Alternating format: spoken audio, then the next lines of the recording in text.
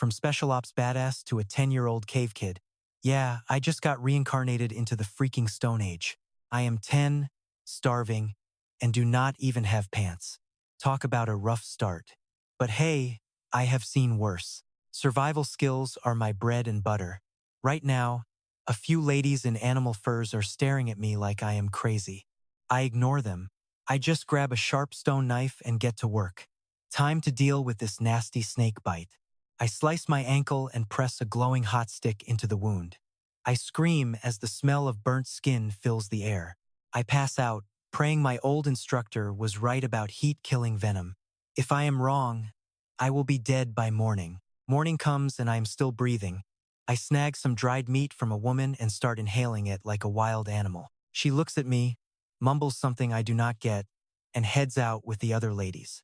Great. Now I am still hungry. I block her path, gesturing wildly for more food. I need fuel if I am going to survive in this prehistoric mess. She tells me we are out. This tiny tribe of 50 people is basically broke when it comes to groceries. It is pretty pathetic. Winter is coming, and food is tight. Everyone is scrambling to stockpile whatever they can find. It is a total survival of the fittest.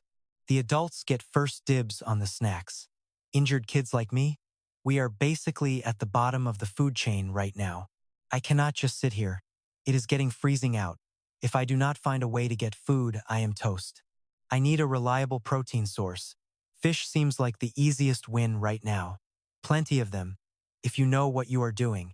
There is a stream nearby, but these people do not eat fish. They do not even have tools. It is like they are missing out.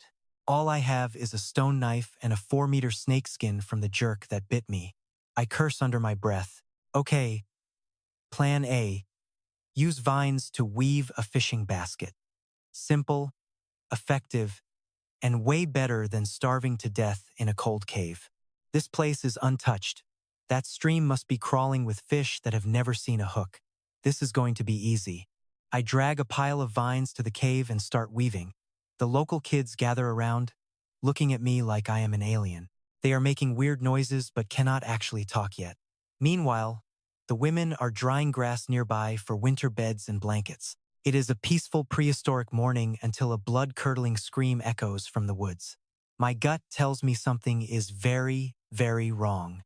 I see the bearded chief and 2 guys hauling massive eggs out of the forest. They are running for their lives and screaming. Right on their heels is a 10-foot-tall giant bird. It is screeching like a demon and it looks absolutely ticked off. Drop the eggs. I yell, but they just look at me confused. They have no idea what I am saying. It is total chaos. The chief refuses to let go of that egg. Big mistake. That monster bird is not letting anyone walk away with its breakfast. The bird catches up and delivers a fatal peck. The chief is down. Game over. Just like that, the tribe lost its leader. The other 2 guys ditch the eggs and scramble up the nearest trees. They barely made it out alive. Talk about a close call. The kids are terrified. They have never seen a massacre like this before. They start wailing, and it is the worst sound ever. The bird loses its targets in the trees, but the crying kids give us away instantly. Now it is looking right at our cave. It turns and charges straight for us. The women scramble to pull the kids deeper inside. We are in some serious trouble here. Everyone grabs this massive boulder and shoves it toward the entrance. We have to block that hole before we all become bird feed. We are 12 inches from closing it when a giant beak snaps through the gap. It is trying to find a snack. The bird is too big to squeeze inside. We are safe for now, but the kids are losing it, crying like there is no tomorrow. Shut up, I snap. Anyone who cries gets tossed outside. I am not playing around. We need silence if we want to stay alive. They do not understand me, but my death stare does the trick. They shut up instantly. The bird gives the rock one last shove. It squawks in frustration and finally walks away. I creep toward the entrance and peek through the crack to see what is happening. The clearing looks empty, but that monster has not left. It is back at the chief's body, starting its lunch. It is gruesome. I grit my teeth. That bird has to go. It has tasted human flesh now, and it knows exactly where we live. We will never be safe if I do not take it out. but I have zero weapons. Running out there with a stick is suicide. Then I see its long, thin legs. Bingo, an idea hits me. I might just have a chance to take this beast down. I find 2 heavy stones and grab the snake skin from my waist. It is time to make a prehistoric weapon. Let us go. I tie the rocks to each end of the skin. Once it is ready, I slip it through the gap in the cave entrance. Everyone is staring at me like I have lost my mind. They want to stop me, but they are too scared of the bird. I am their only hope. I sneak into the bushes, staying low to the ground, moving as silently as a ghost through the grass. I stop 6 meters from the giant bird. It is still busy eating, totally clueless that a predator is closing in right now. Standing up like a total assassin, the kid gripped his snakeskin sling and got ready to take down the beast. He whirled the sling fast, building up insane power. Under the heavy pressure, the giant bird finally spotted the movement. The monster bird locked eyes and charged straight for him. Behind him, the women and kids started screaming their heads off. They yelled for him to bolt, but he stood firm like a mountain. When it was 30 meters away, he launched the stones. The sling stones zipped through the air, spinning wildly until they tangled around the giant bird's long, scrawny, and very fragile legs. 10 meters away, the beast lost its balance and wiped out hard. It thrashed its wings, but there was no way it was getting up. Back at the cave, the crowd just stood there, completely stunned. Their jaws dropped. They literally could not believe their eyes after that. He barked orders for his buddies to pin the bird's neck. Then, he hoisted a massive rock to finish the job for good. He brought the rock down hard. Blood sprayed everywhere like a fountain, and the bird gave one last kick before it finally stopped moving. Seeing the blood got the other kids hyped. They grabbed their own rocks and started thumping the bird's head with heavy thuds. The bird was officially toast. His friends just stared at him with pure respect, totally speechless at his insane hunting skills. He untied the snakeskin sling, tucked it into his belt, and signaled for the boys to help him drag the bird back home. They were basically his loyal sidekicks now. Together, the 3 of them grabbed the legs and started the long haul back to the cave. When the tribe saw that massive haul, they went wild. They rolled the big rock away and rushed out to help the boys bring it in. Even the men hiding in the trees climbed down. They had seen him solo that giant bird and were seriously impressed by the kid's guts. They had never caught anything this massive before. In the entire history of the tribe, this kid was officially a legend to his people. Back at the cave, he told the women to save the feathers for him. The rest of the bird was theirs to handle. With the threat gone, he went right back to weaving his baskets. An hour later, he had 2 finished and ready for the next mission. He stuffed the bird's guts into a basket and headed for the river. One woman followed him, feeling pretty worried about what he'd do next. She knew the kid was a total badass, so she decided to stick close and watch every move he made in this wild environment. His 2 new underlings saw him leaving and chased after him. Pretty soon, the group of 4 reached the edge of the riverbank. He stood on the bank, totally shocked. In just a few minutes, he saw big fish eating the little ones right before his eyes. This river was full of carnivores. But honestly, the ecosystem was amazing. The water was crystal clear and looked very pure to the eye. You could see right to the bottom. There were so many fish swimming around, just waiting to be caught for a feast. He tossed some bird guts into the basket, tied it with a grass rope, and dropped it into the water at the perfect spot. The smell of meat spread fast.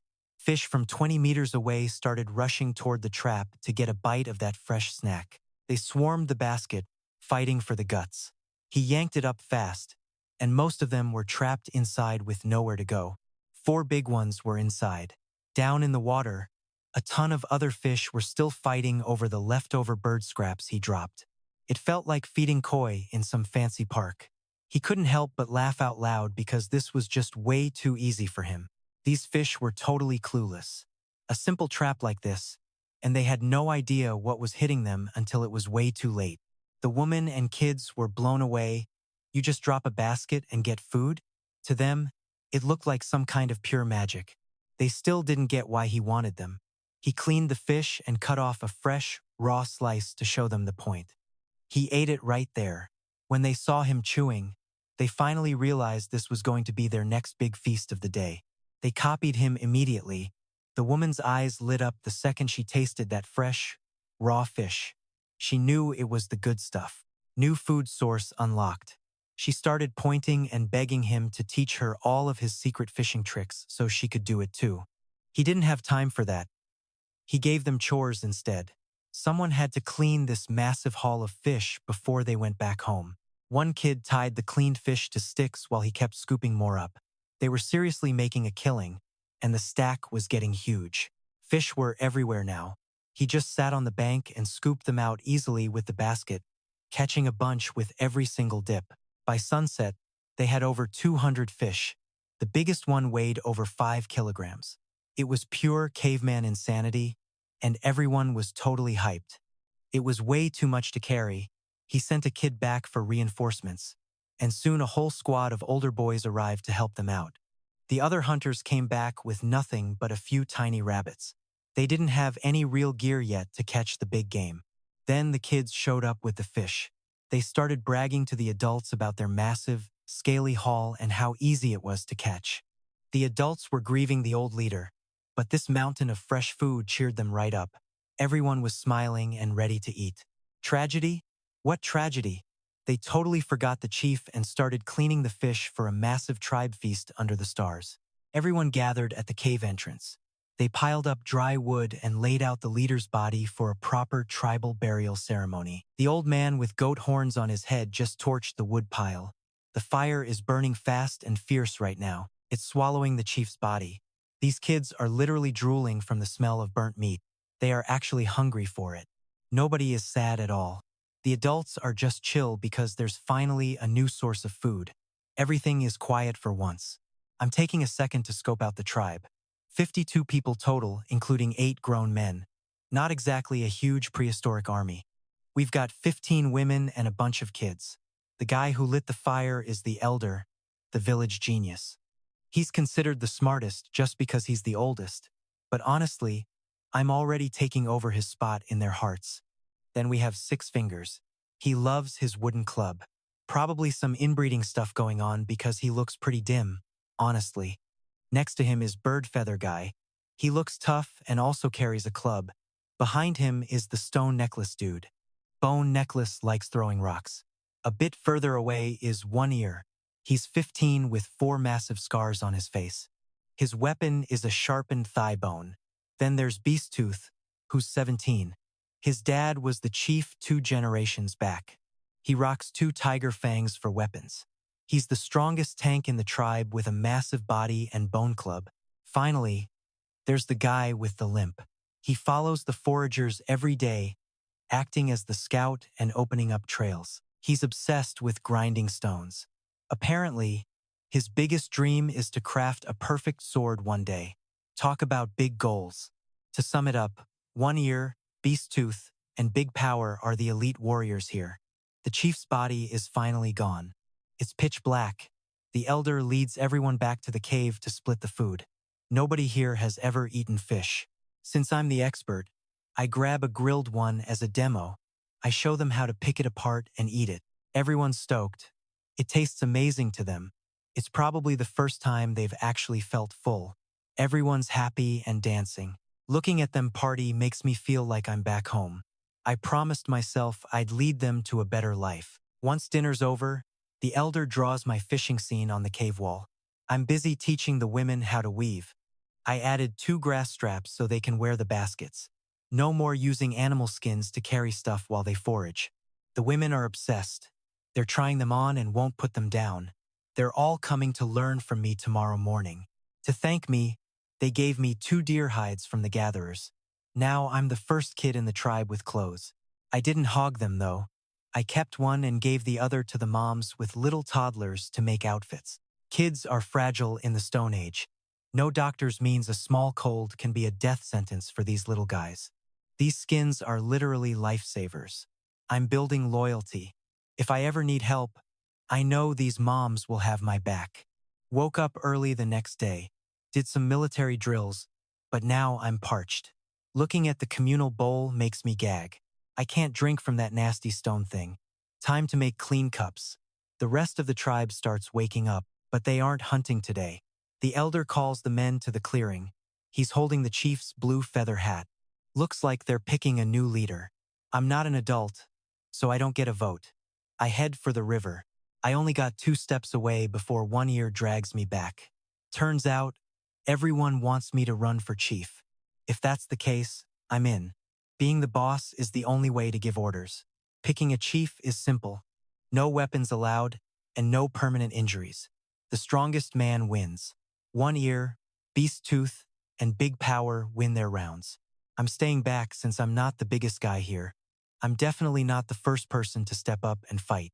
First big match is One Ear versus Beast Tooth.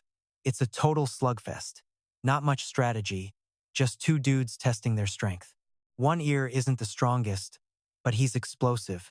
He finds an opening, jumps, and pins Beast Tooth into the dirt. Beast Tooth is struggling, but he's stuck. He's gasping for air, while One Ear holds him down. This is getting intense. I have no vote, but One Ear drags me to the elder. He's yelling for everyone to pay attention to me. The elder uses signs to show everyone I've got their respect. They want me to actually run for chief right now. If I'm chief, I can finally give orders. I'm not passing this up. The rules for the leadership fight are simple. No weapons and no permanent damage. Strongest man becomes the boss. One Ear and the other top warriors win their matches. One Ear, Beast Tooth, and Big Power are moving to the finals. I'm waiting because I'm not built like a tank. I'm not the first to challenge anyone. First match is One Ear versus Beast Tooth. It's just a raw power brawl. Nothing fancy here. It's a pure strength test. One Ear isn't the strongest, but his speed and explosive power are totally wild. He catches a split-second opening. With one big leap, he pins Beast Tooth to the dirt. Beast Tooth is completely stuck now. Beast Tooth is gasping for air while he struggles to stand up. He's pinned down and it looks like it's over. One Ear wasn't about to take the loss. Seeing that green feather hat in the elder's hand, he couldn't help but let out a roar. It was a victory flex and a straight-up diss to Big Power. Suddenly, that massive guy steps up, standing at 6'3". He loomed there like a massive steel tower. One Ear felt his confidence shake for a second, but he wasn't backing down. Not today. One Ear let out a scream and charged in first, but Big Power's hands, huge, like literal shovels, snatched him right out of the air. Before he could even blink, a massive shout rang in his ears and he was sent flying through the air for several yards. He slammed into the dirt with a heavy thud and stayed down. Big Power, hyped as hell, pounded his chest and turned for the hat. He reached for the feather prize, but out of nowhere, the kid lunged forward and snatched it right out of the elder's hand. A few feathers drifted to the ground as Big Power roared in fury, pounding his chest. But the kid didn't even flinch. Instead, he gripped the feather hat tighter, turned toward the whole tribe, and used the few tribal words he knew to make his move. He declared, "I beat him, so I'm the leader now." Hearing that, the entire tribe exploded into a frenzy of voices and confusion. Everyone was shouting at once, a total mess of noise, but nobody seemed to object. Under the shocked gaze of the tribe, he and Big Power squared off. Big Power stood in the center, looking down at the kid with pure arrogance. His eyes were dripping with confidence and total disrespect. The other kids were going wild, cheering him on without a break. Without a second of hesitation, he sprinted straight at the giant. He planted his left foot on Big Power's knee, launched himself upward, and drove his right knee straight into the big man's chin.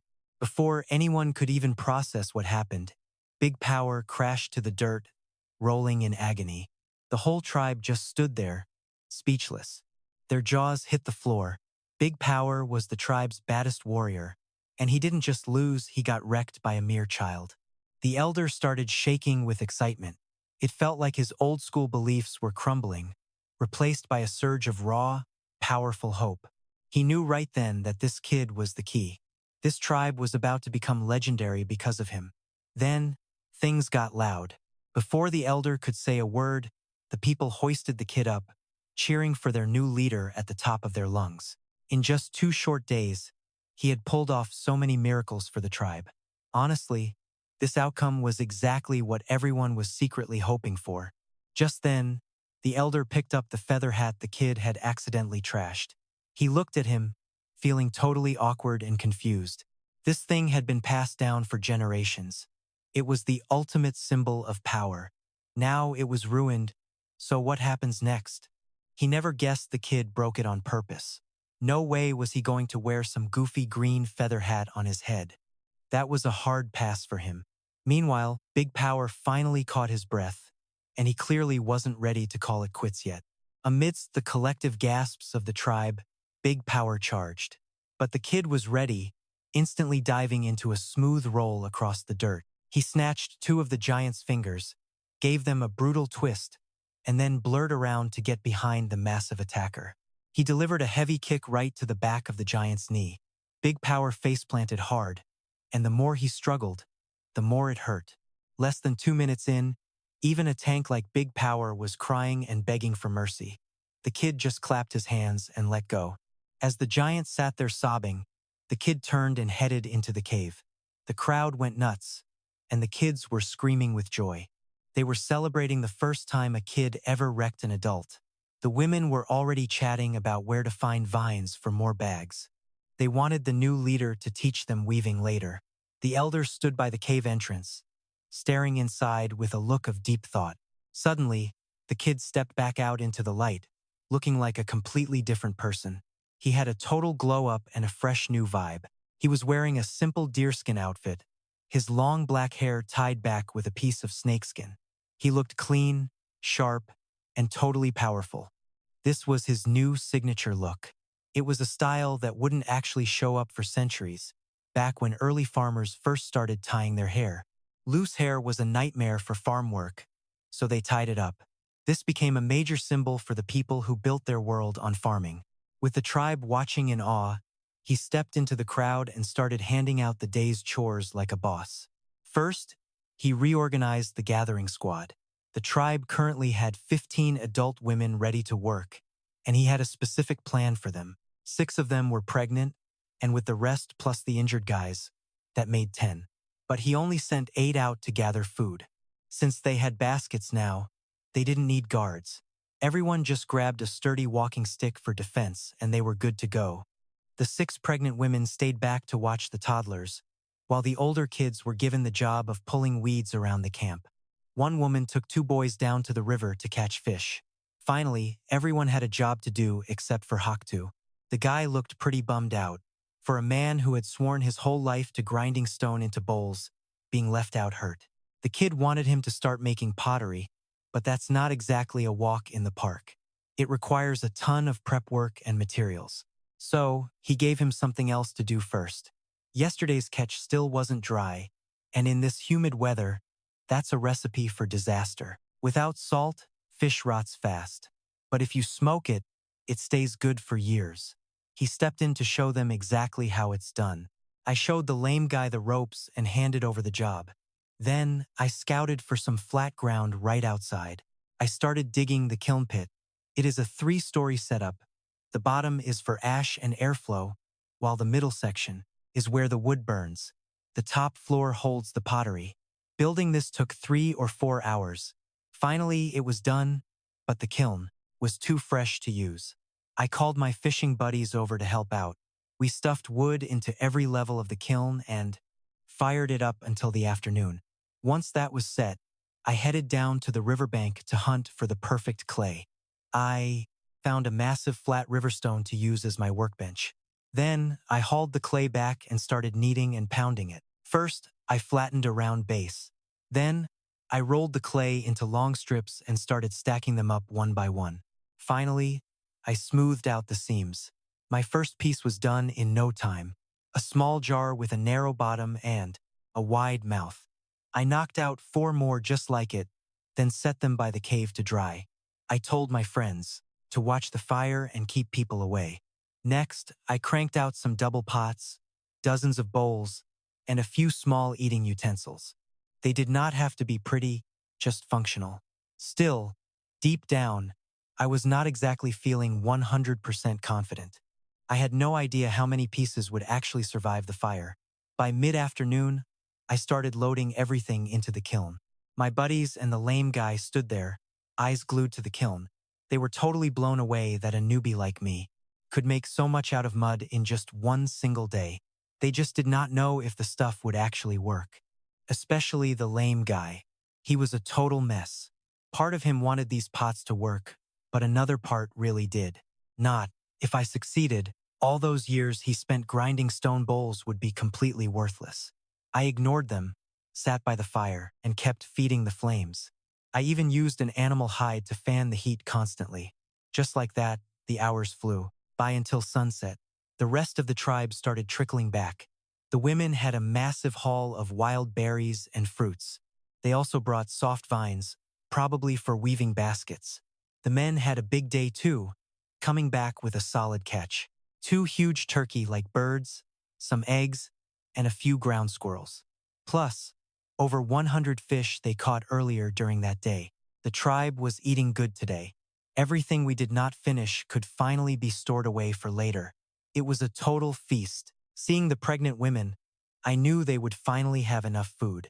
Checking the kiln vent, I saw the clay turning white. The pottery was glowing. I knew it was time. I let the fire die down so the kiln could cool overnight. Tomorrow morning would be the big reveal. After a long day of hard work, everyone in the tribe was exhausted but happy. They gathered around the fire with huge smiles. For once, nobody was worried about going hungry. The vibe was just perfect. Most importantly, I turned those 2 big birds into beggar's chicken. It was the best meal they had ever tasted in their lives. I was not impressed, though. The dish only had a tiny bit of coarse salt, so it barely had any real flavor. Salt was straight up gold back then. Word was they traded another tribe for it. I started crunching the numbers in my head. Could I trade my pottery for more salt? After dinner, the women headed back to the cave and got busy with work. They realized those baskets were a total game changer. Even with fewer people out gathering, they brought back way more food today. I handed out all the animal skins too. Now, even the little kids could snuggle up together under a warm blanket. Next morning, I bolted out of bed to check the kiln. My student was right on my heels, dragging the elder along. He was whispering to the elder, looking super nervous. To be honest, I was shaking in my boots too. This was big. Between the strict tribe rules and my desperate craving for some actual meat soup, I was dying for this to work. No more dry meat. I was sick of that dry roasted stuff. Feeling like I was opening a jackpot, I peeled back the kiln roof and peeked inside. Every single bowl was a bright brick red. The heat had been so intense that the surfaces were actually starting to melt. But man, they had this incredible shine. Seeing that, the lame guy rushed over and snatched up one of the clay bowls. He was stroking it like it was gold.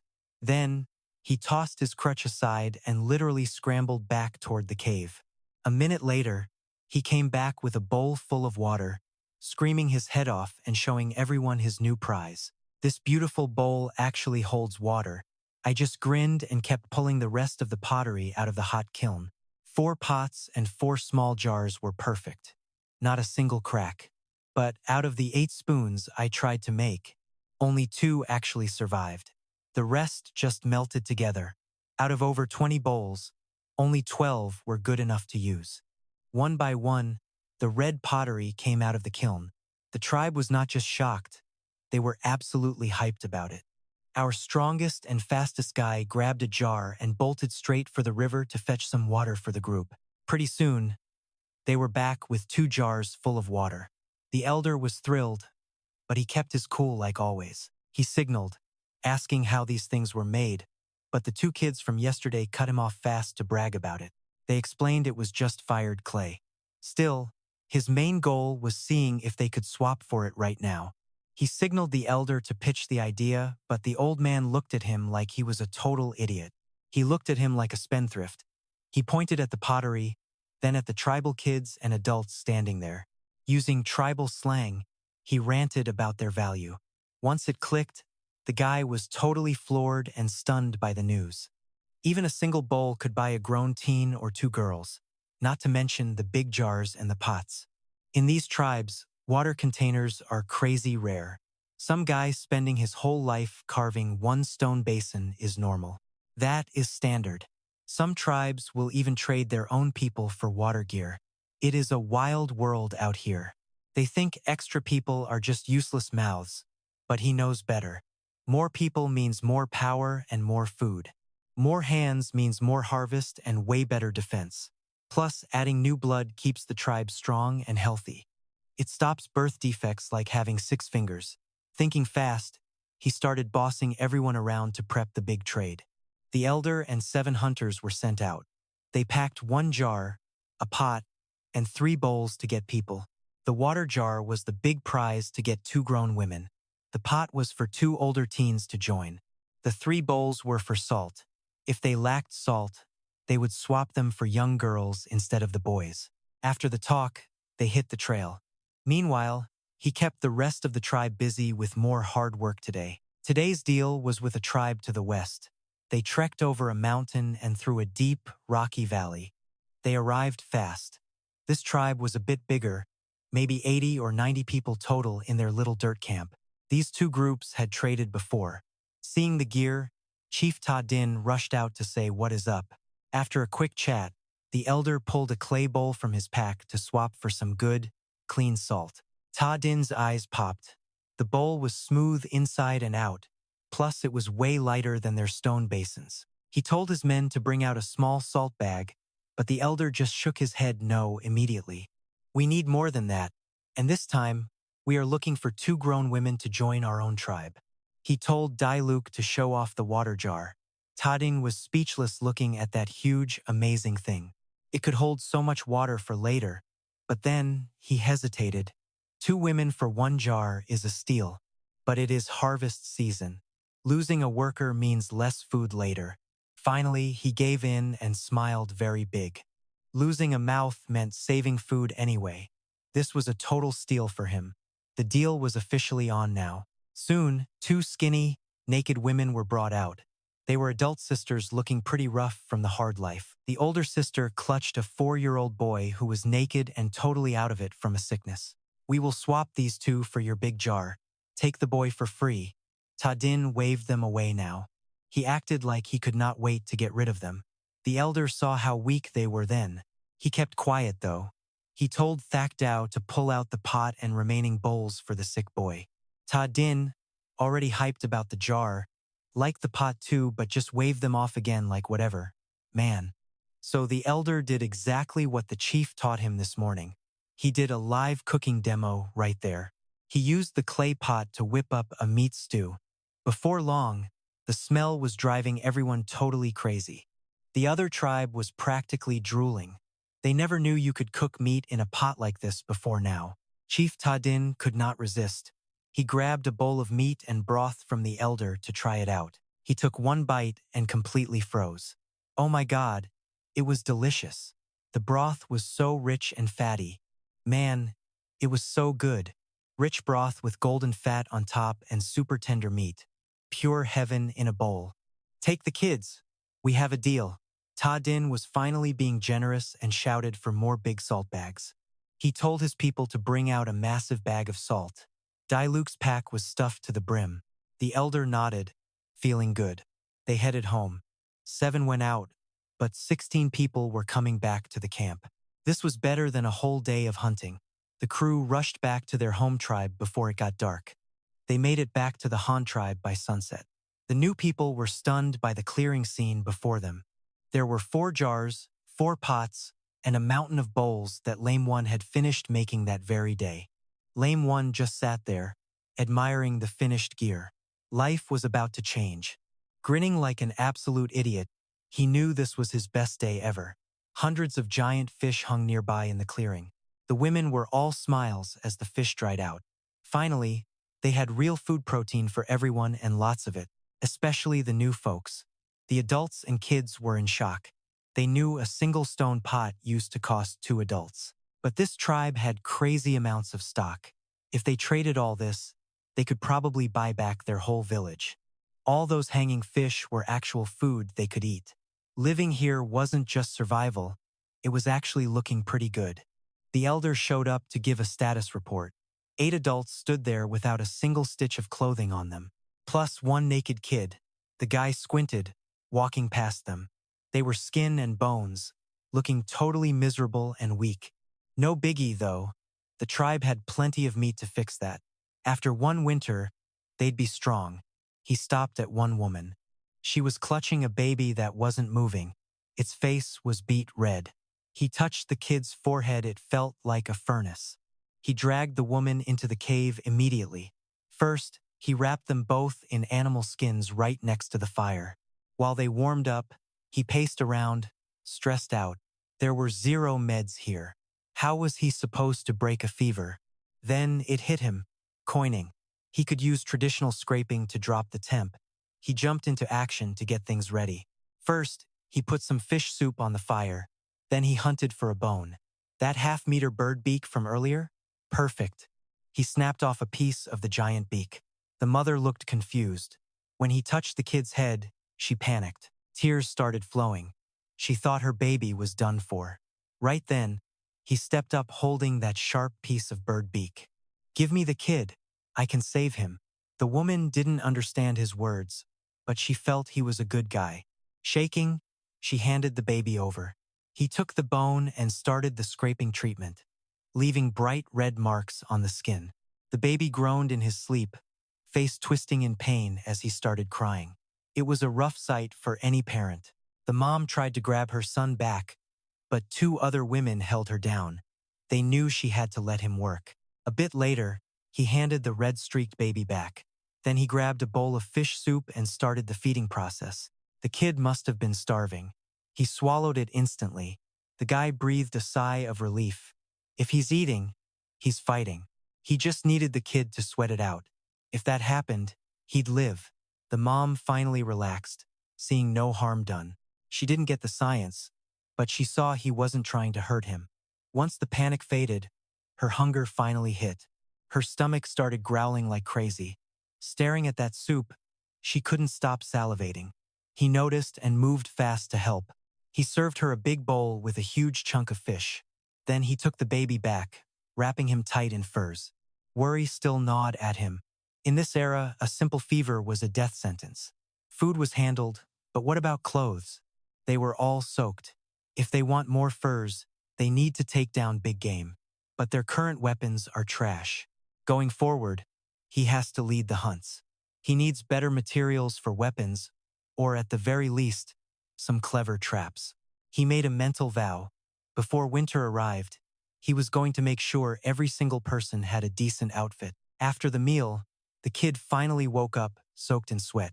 He handed him back to the mom and tied his hair. He named the boy Kuben. The mother was absolutely thrilled. This new leader didn't just save her son's life today. He even tied the boy's hair like everyone else's.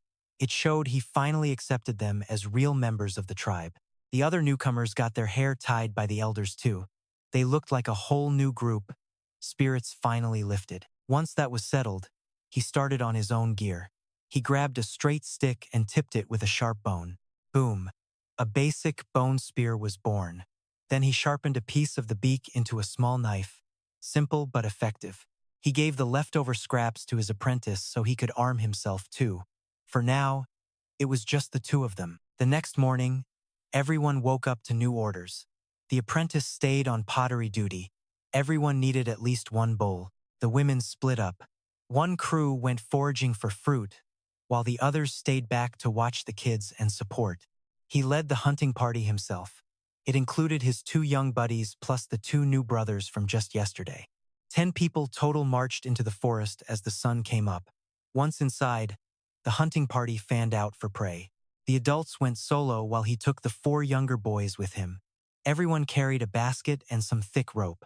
He brought his buddies Dai Dam and Monkey, plus the new brothers Dai Mao and Ni Mao, 10 total members. The whole squad marched out at dawn, heading straight for the woods. Once inside, the hunting team started fanning out. The adults went hunting solo, but he led the 4 younger boys. Each of them carried a basket and heavy rope. This forest was mostly nut trees.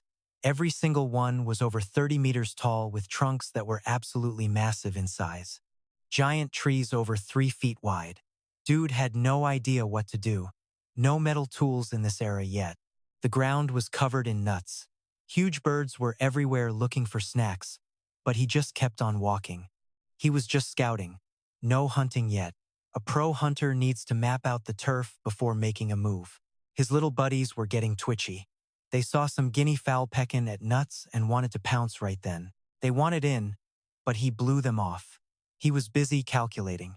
If this mountain had a full food chain, small fry everywhere means big predators are lurking too. And yeah, the footprints on the ground proved he was right. Scat and tracks don't lie. He figured it out fast. Then, he spotted some messy tracks left by wild boars. Looked like a whole squad. But those deep prints were scary. The big one had to weigh at least a ton, 1,000 pounds of muscle. This was a real primal jungle. He led the crew forward, one cautious step at a time. They cleared the ridge, and boom, a wild view opened up. Down in the valley, something big was waiting for them. A sparkling little stream was flowing. To the west, inside the massive woods, a dozen giant boars were grabbing a drink. Looks like the whole fam. The alpha male was a beast, maybe 1,500 pounds. 3 big sows were following him, plus a dozen piglets the size of farm hogs. Taking these guys head on? Yeah, that would be a total suicide mission. Traps were the way to go. He stayed low and backed into the brush. His little squad was looking pretty shaken. They were ghost white. They just wanted some chickens or maybe a mole. Targets this huge weren't even in their dreams. He didn't expect them to do squat. He started setting traps alone, weaving grass ropes into a bunch of sturdy snares. He set number 6-shaped loops over the tracks, tied the ends to a thick tree. One wrong step and bam, snared. The more they struggle, the tighter it gets. Perfect for this job. Simple, fast, and deadlier than it looks. To keep everyone safe, he had the kids climb up high. Now, he just had to bait the herd back here. He circled around the stream and hid in the weeds, covered himself in clay, and grabbed 2 branches for a disguise. Then he jumped out, screaming his lungs off. The boars had never seen a freak like this before and totally panicked. They bolted straight into the woods. He stayed on their tails, hollering like a maniac. Then he heard the first squeal. A nasty scream echoed up ahead. When he hit the trap zone, he found 2 boars thrashing around in his snares. It was the big boss and a sow. Those grass ropes weren't gonna hold. He gripped his bone spear and moved in. He edged closer, waited for the perfect opening, and jammed it into the beast's mouth. Straight through the throat. Blood sprayed everywhere like a broken pipe. That 1,000-pound monster finally hit the dirt. It was all over. The body was still twitching, but he could finally breathe. Then, reality hit. He had one major problem to solve. How were 5 kids supposed to drag this beast home? He looked at the sow still kicking and had an idea.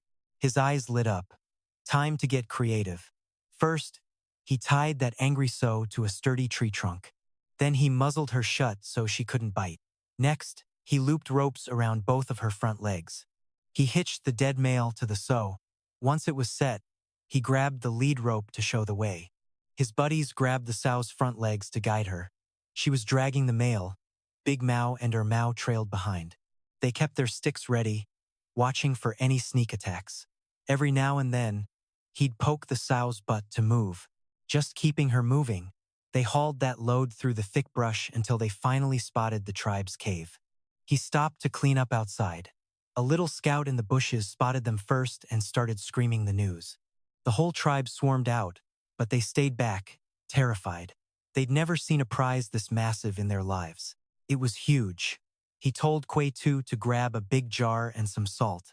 The guy didn't waste a second. Once the jar was there, he dug a hole and dropped it in. Just the rim was sticking out of the dirt. They pinned the sow down by the jar. He drove the knife into her neck and let the blood drain out. Not a single drop wasted.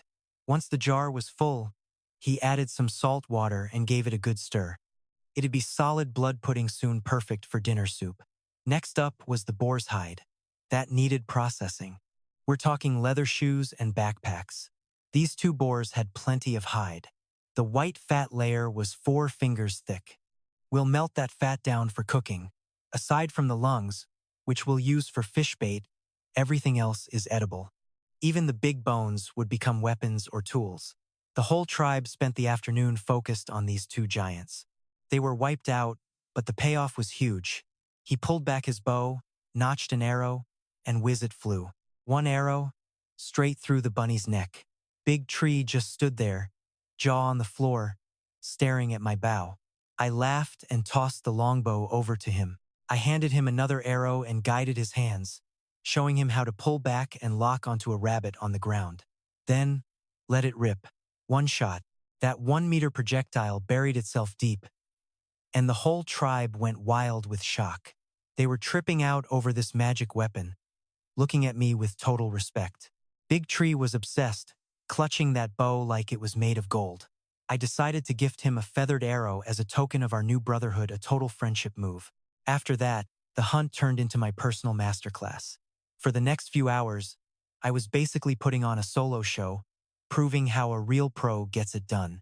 By sunset, I'd taken down over a dozen rabbits. These guys were losing it because they usually only catch 3 or 4 on a good day. I was literally doubling their haul. They were thrilled with the meat, but I could see them whispering. They were trying to guess just how insane my own tribe must be if I am out here doing this solo. Back at camp, I made the call. I keep the rabbit furs, they keep the meat. Total win-win. Obviously, nobody complained they were too busy drooling over the feast I just brought in. If I stuck around a bit longer, I could definitely stockpile enough furs for my people. Mission basically accomplished, but I wasn't ready to head home just yet. I wanted more. I wanted to push deeper into the wild. The elder mentioned some mysterious beasts, and I was itching to find them. Who knows? Maybe I could snag a few alive and domesticate them. Using them to pull a cart wouldn't be a bad gig. Next morning, I packed my snacks and fire starter, said my goodbyes to Big Tree, and asked him for a massive favor. I told him to catch any live animals he could and just keep them fed with grass and bread. I promised to trade some top-tier game for them once I got back. Big Tree really didn't want me dipping. Having me around meant a way easier winter for his crew, but he knew I had a bigger mission to finish. He respected the grind. He gave me the nod, and I set off. As I hiked, I started snapping branches and jamming them into the dirt to mark my trail. Couldn't risk getting lost in this maze. After 2 days of trekking through that creepy dark forest, the trees finally thinned out. The view opened up into this massive, wide-open savanna that stretched as far as I could see, just a few scattered trees here and there. Then I spotted it tracks from some big grass eaters. I didn't waste a second. I reached back, gripped my bow, and got ready for action. I crept forward, keeping low. When I finally saw what was waiting, I almost lost it. A whole herd of green-skinned horses, about the size of large donkeys, just chilling there. They were munching on grass like they didn't have a care in the world. These things would be perfect for hauling gear back home. Right then, I decided, I am taking them alive. But these green beasts weren't exactly pushovers. Those sharp horns on their heads looked like trouble. If I just charged in, the whole dozen would probably trample me into the dirt. I would need my entire tribe to handle a stampede like that. But then I looked closer and realized something huge. It was mating season. That changed everything. Time to get sneaky. In this specific herd, there was only one big alpha male. The rest were 8 females and 8 babies.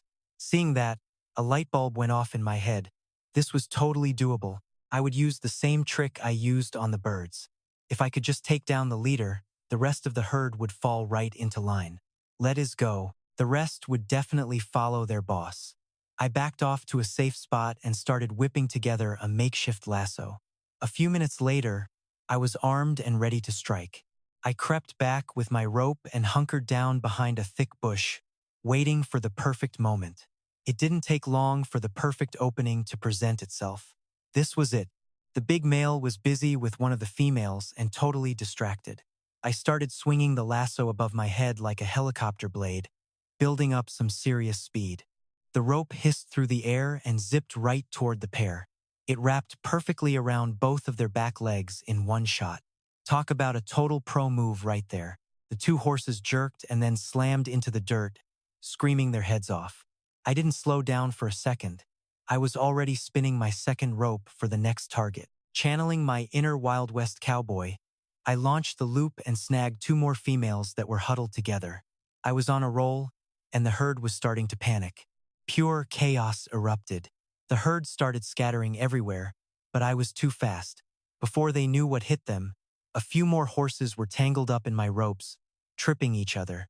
They were all tied up, screaming and kicking like crazy. The last two females saw the disaster and bolted, taking the 8 babies with them. They vanished into the tall grass. I watched the others escape, but there wasn't much I could do. I focused on securing the horses I actually caught, tying their legs tight so they couldn't kick me. Taming these aggressive green beasts was going to be a nightmare. Step 1 of the process? I had to break their spirit and show them who the real boss was. There are a million ways to do it, but I went with the most brutal, direct method. I was going to hit them right where it hurt the most to humble them. I went for their horns, the one thing they were proudest of. I used hot coals to sear the base of the horns, making sure they would never grow back. Total ego death. Once they realized their weapons were gone, they gave up. Those 7 horses went from wild beasts to being as quiet as little birds in about 10 seconds flat. I found some extra rope and hitched the alpha male at the front. I lined the others up behind him like a train. By the time I finished, it was getting dark. The sun was dipping low as I led my new crew to a small stream. I cooked up some dried rabbit for dinner, keeping my eyes on a strange mountain to the northeast. There was this massive, colorful rock mountain glowing in the sunset. The way it reflected the light was insane, bright, vivid colors everywhere. It looked like a total treasure chest. Just by the colors, I knew that mountain was loaded with different minerals. This discovery had me hyped. If I could tap into those resources, my tribe would be set. I was dying to check it out right then, but it was pitch black. I had to chill and save my curiosity for the morning. I barely slept a wink that night. At the crack of dawn, I was woken up by some loud as hell noises. I looked out and almost jumped out of my skin with excitement. You won't believe what I saw. Right where I had tied up the herd, the 2 females that escaped yesterday had actually come back, and they brought all 8 babies with them. But wait, there was more. They weren't alone. Somehow, they had picked up another big alpha male on the way. I stayed hidden behind the bushes, ready to run the same play all over again. After a bit more rope work, my squad grew from 7 horses to 18. By the time the sun was fully up, I was feeling like the king of the savannah. I hopped on the big male and headed straight for that treasure mountain. It was basically a jackpot of resources. After taking a real close look, my jaw dropped again. Jackpot. I just found a copper mine. These colorful rocks are semi-natural ore, which means crafting bronze gear is finally happening. These ores are actually useful. This orange stuff is real gar. It is a killer medicine for snake bites or clearing out nasty parasites. That white clay is kaolin, used for purifying iron during smelting. And those big red mounds? Termite nests with prime soil for pottery. Those massive red mounds are actually giant termite nests. The weathered soil inside is prime material for firing some high-quality ceramics. Good news is the trek from 8 Treasure Mountain back home is only 3 days. If we hitch up those green horses, we fly. First, I just need to build a bridge. With the future planned out, I finally have a second to actually enjoy the view. East of the mountain is a total water world. It is a massive, endless marshland stretching as far as the eye can see. The lush grass down here is a literal paradise. Black grass hits your knees, reeds reach your waist, and everything is just vibing. Trees tower like giant stalks of wheat. It is a massive buffet for the local plant eaters and a sight to behold. The clearing by our cave is perfect for planting this stuff. My rabbit farming empire and those green horses are gonna love it. Those horses are about to become our main labor force. They need this fuel. I am also grabbing some broadleaf water greens. These aquatic veggies add some much-needed vitamins to our diet. I needed a bag for seeds, then I saw a massive snakeskin. It was hanging in a mangrove tree. Score. I grabbed it and spent the afternoon filling it to the brim with grass seeds. I strapped the heavy seed bag onto a mare, then went hunting for dinner. It didn't take long to find a massive ancient goose. This 5-meter beast didn't stand a chance. 2 arrows and it dropped like a rock. If it flies, it is on my menu. I plucked every single feather. I am roasting this whole bird because our rabbit meat stash is getting pretty low back at camp.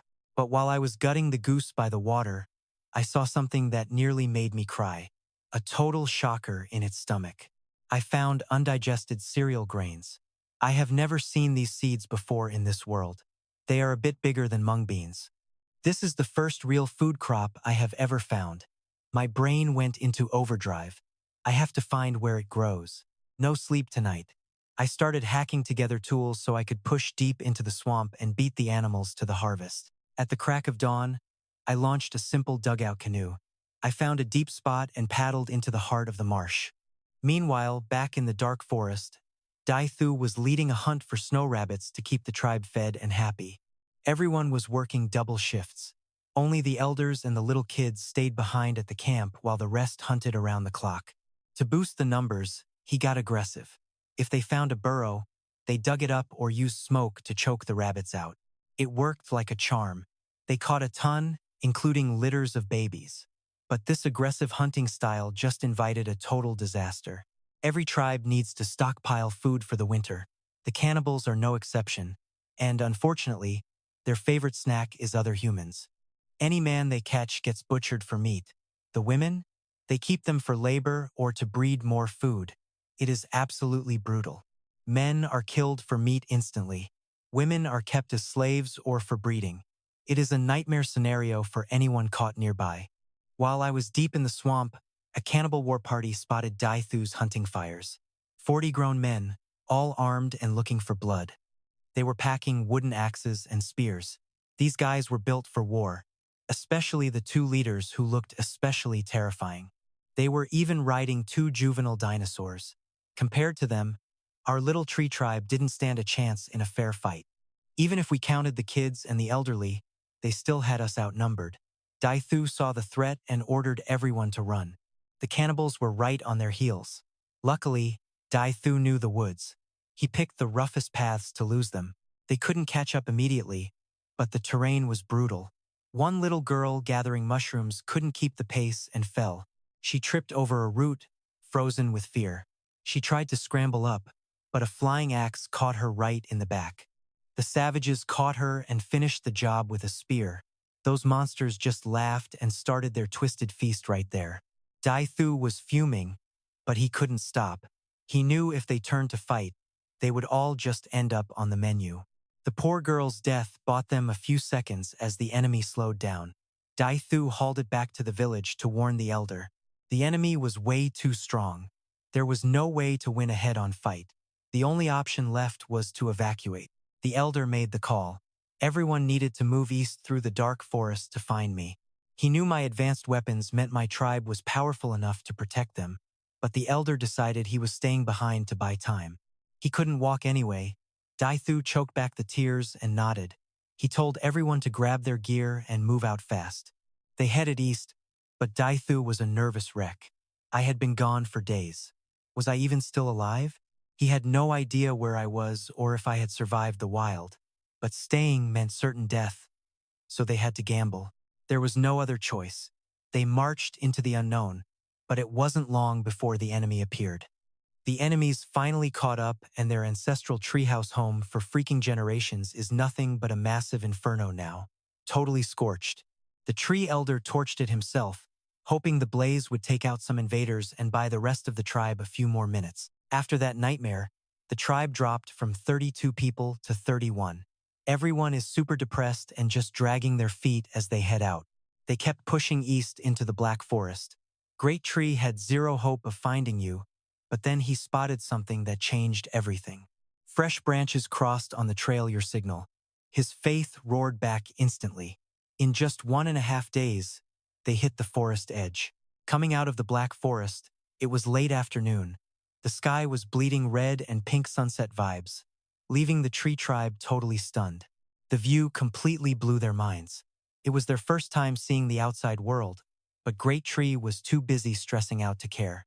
He kept frowning because the trail markers just stopped.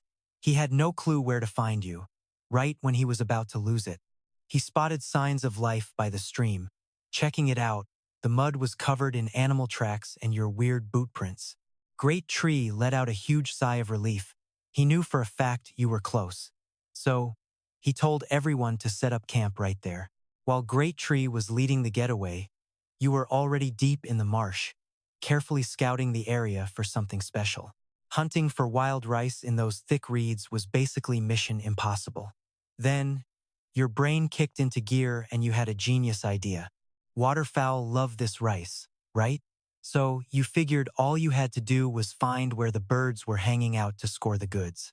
You jumped into action, paddling your canoe and slapping the water with a wooden staff to scare up some feathered friends. Suddenly, a flock of birds burst out of the reeds. You paddled like a maniac toward them, and the closer you got, you saw it. A massive patch of wild rice with tiny grains appeared. Your eyes literally lit up. You were absolutely hyped. This was the jackpot. Wild rice. You threw your back into it, paddling toward that soggy mud flat as fast as you could. But right as your boat was about to beach, you heard voices shouting from behind. You turned around and saw a few wild locals. A bunch of guys were out there, totally naked, just clinging to floating logs and waving their arms like crazy at you. They were screaming and looking completely panicked.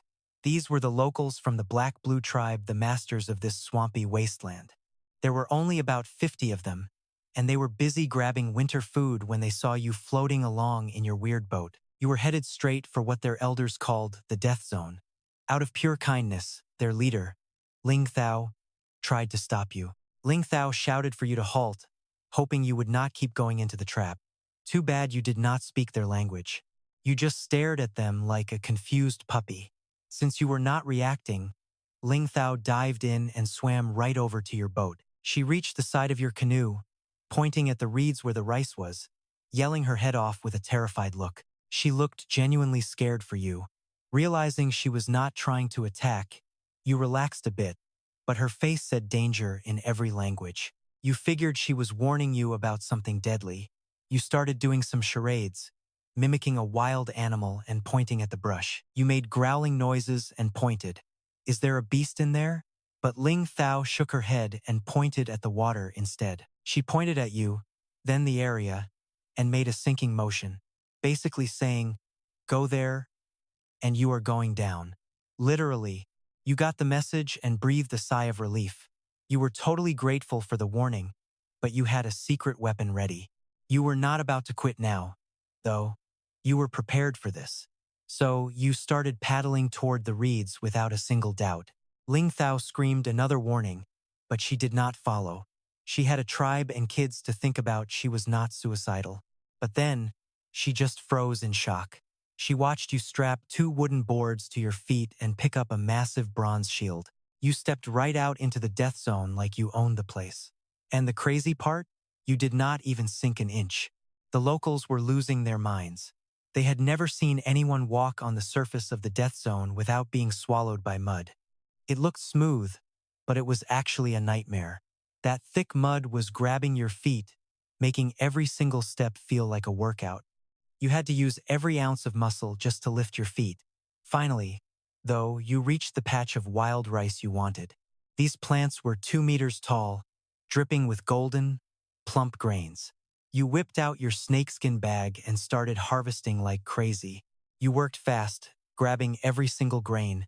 You were not leaving anything behind. Soon, you had 2 massive bags stuffed to the brim. You hauled the loot back to the canoe, hyped to head home and kickstart your own agricultural era. But you did not get far. The Blue Tribe members blocked your path. They were staring at your canoe and those 2 heavy bags that were not even sinking. Their eyes were bulging. They realized this floating thing could carry more than just people. It could haul serious weight, too. The smart ones were already imagining themselves using a boat like that to pick lotus flowers or grab water veggies with ease. Looking at the crowd, you were starting to get a little annoyed. But judging by their faces, they did not seem to want trouble. They were just standing there, totally in awe of your tech. No weapons, no aggression, just pure, wide-eyed curiosity at what you had built. Lin Thao saw he was about to blow his top. She quickly signaled him, asking if he could teach them to build this. He scoped out the crowd. Everyone was covered in blisters, and since they were chill to him before, he decided to help. He told them to round up the floating logs and line them up. Then he grabbed some reeds for heavy rope. He told Lin Thao to hop on. To her surprise, The raft didn't even budge, it stayed perfectly steady on the water. She was hyped and called the rest of her tribe over to test it, but it could only hold 2 people. Add a third person and the whole thing would flip. The ones left on the shore were jealous of her ride. Lin Thao was thrilled anyway. She knew these materials were everywhere and making this thing was a total breeze.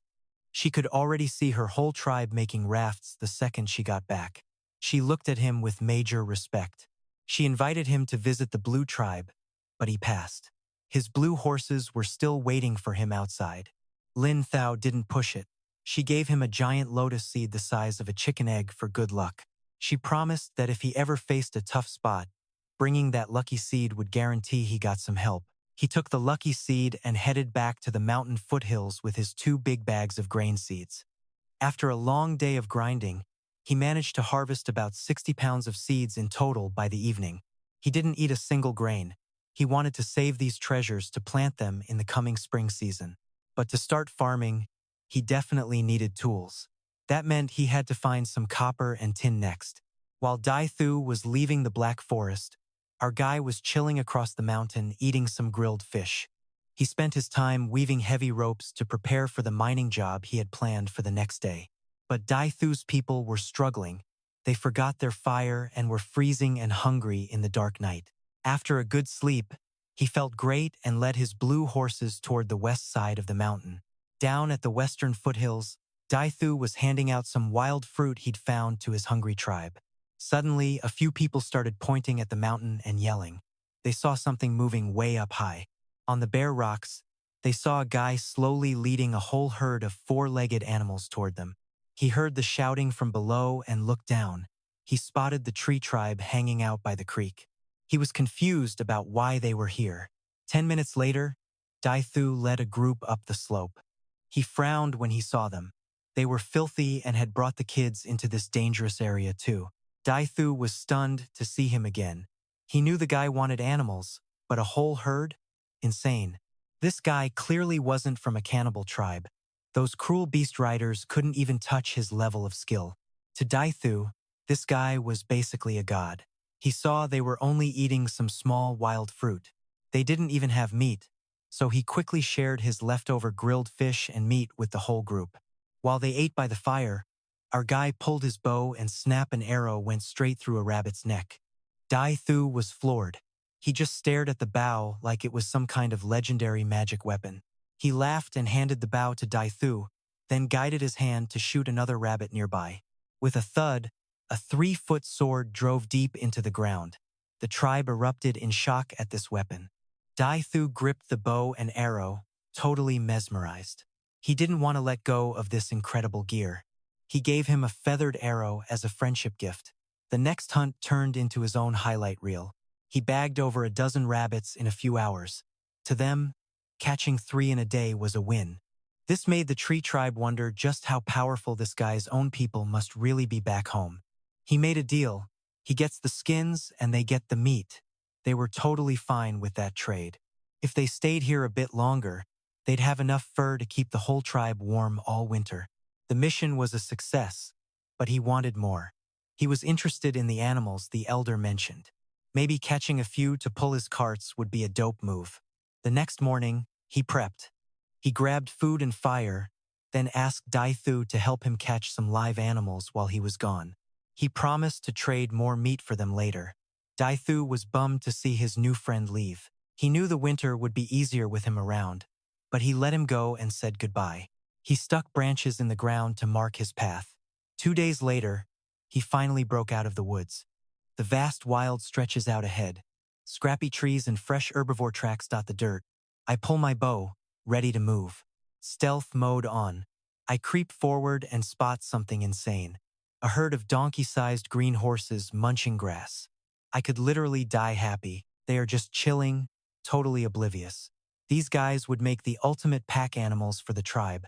Time to catch me some livestock. Catching them won't be easy, though. Look at those gnarly horns. One wrong move and the whole dozen will turn me into Swiss cheese. I would usually need the whole tribe for this. But wait, it is mating season, and I've spotted a pattern in this herd. Only one alpha male in the group. The rest are just 8 females and 8 little foals. This is exactly the break I needed. I will use the same trick I used on the birds. Nab the alpha male first, and the rest of the crew follows. I back off to a safe distance, keeping low. Time to get crafty and whip up a makeshift lasso from some rope. Armed with my new rope, I sneak back and hide behind a thick bush. Now, we play the waiting game for an opening. Boom, the alpha male is busy getting cozy with a female. I start swinging that lasso like a pro, wind whistling in my ears. The rope spins like a fan and flies true. It hits the target, wrapping tight around the back legs of both those green horses. They both freak out and hit the dirt with a heavy thud, screaming their heads off. No time to waste. I grab more rope. I go full cowboy mode, spinning another loop. I toss the lariat and snag 2 more females who were just standing there in shock. The whole herd goes into total meltdown.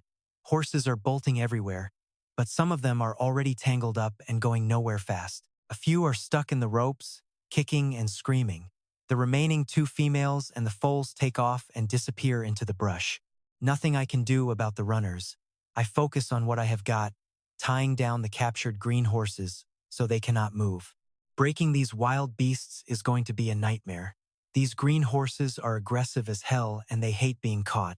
First step, I have got to crush their pride. There are a few ways to do it, but I am going with the simple, brutal method. I use hot coals to sear the base of their horns. It stops the growth for good, taking away their biggest source of ego. 7 horses that were fighting like demons are now quiet as mice. They are totally broken and ready to follow my lead now. I get more rope and line them up. The alpha male takes the lead, and I link the rest of them together behind him. By the time the sun dips, it is getting dark. I lead them to a small stream and chow down on some dried rabbit meat. To the northeast, there is this wild, colorful rock mountain. Under the sunset, it is glowing like a neon sign. It looks absolutely stunning. Just looking at those colors, I bet that ridge is packed with minerals. This discovery has my heart racing. I have hit the motherlode. I am dying to go explore, but it is pitch black out now. I have got to chill and keep my curiosity in check. At the crack of dawn, a loud racket wakes me up. I rub my eyes and almost jump for joy at the sight. The 2 females that bailed yesterday are back with the 8 foals. And get this, they brought another huge alpha male with them. I dive back behind the bushes, ready for round 2. It is time to run the same play and expand my little green army. After some quick work, my herd jumps from 7 to 18. By the time the sun is fully up, I am feeling like a king. I hop on the lead male and head toward the mountain. This place is literally crawling with treasures. I knew my gut was right. After a closer look, I realize I have found a massive copper mine. These colorful rocks are semi-natural copper ore, total game changer. Bronze tools are not just a dream anymore. And this orange stuff? That is real gar, perfect for treating snake bites and killing off nasty parasites. The white clay is guanyin earth, essential for refining metals. Those big red mounds over there are actually giant white termite nests. Inside those mounds is weathered soil, which is the perfect raw material for making pottery. I am basically standing in a hardware store. Best part? It is only a 3-day walk back to the tribe. If I use these green horses to pull carts, it will be faster. I will just need to build a bridge first and we are golden. I am already mapping out the future for my people. The east side of the mountain is soaking wet. It is a massive, sprawling marshland as far as the eye can see. Water everywhere. The grass down here is lush and green. It is a total paradise for wildlife. Black grass is already reaching up to my knees. Reeds are waist-high and these tall plants look like giant fields of barley. Every herbivore on the planet would want a piece of this. The open ground near our tribe cave is perfect for planting this stuff. It will be a total win for my rabbit farming empire. My new green horses are going to be doing the heavy lifting, so they will need this food too. Everything depends on these crops.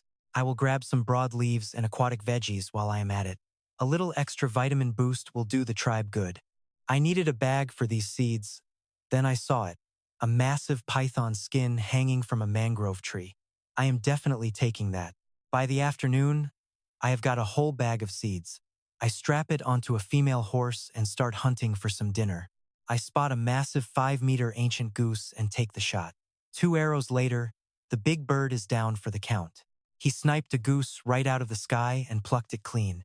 He planned on roasting the whole bird to supplement his dwindling rabbit stash.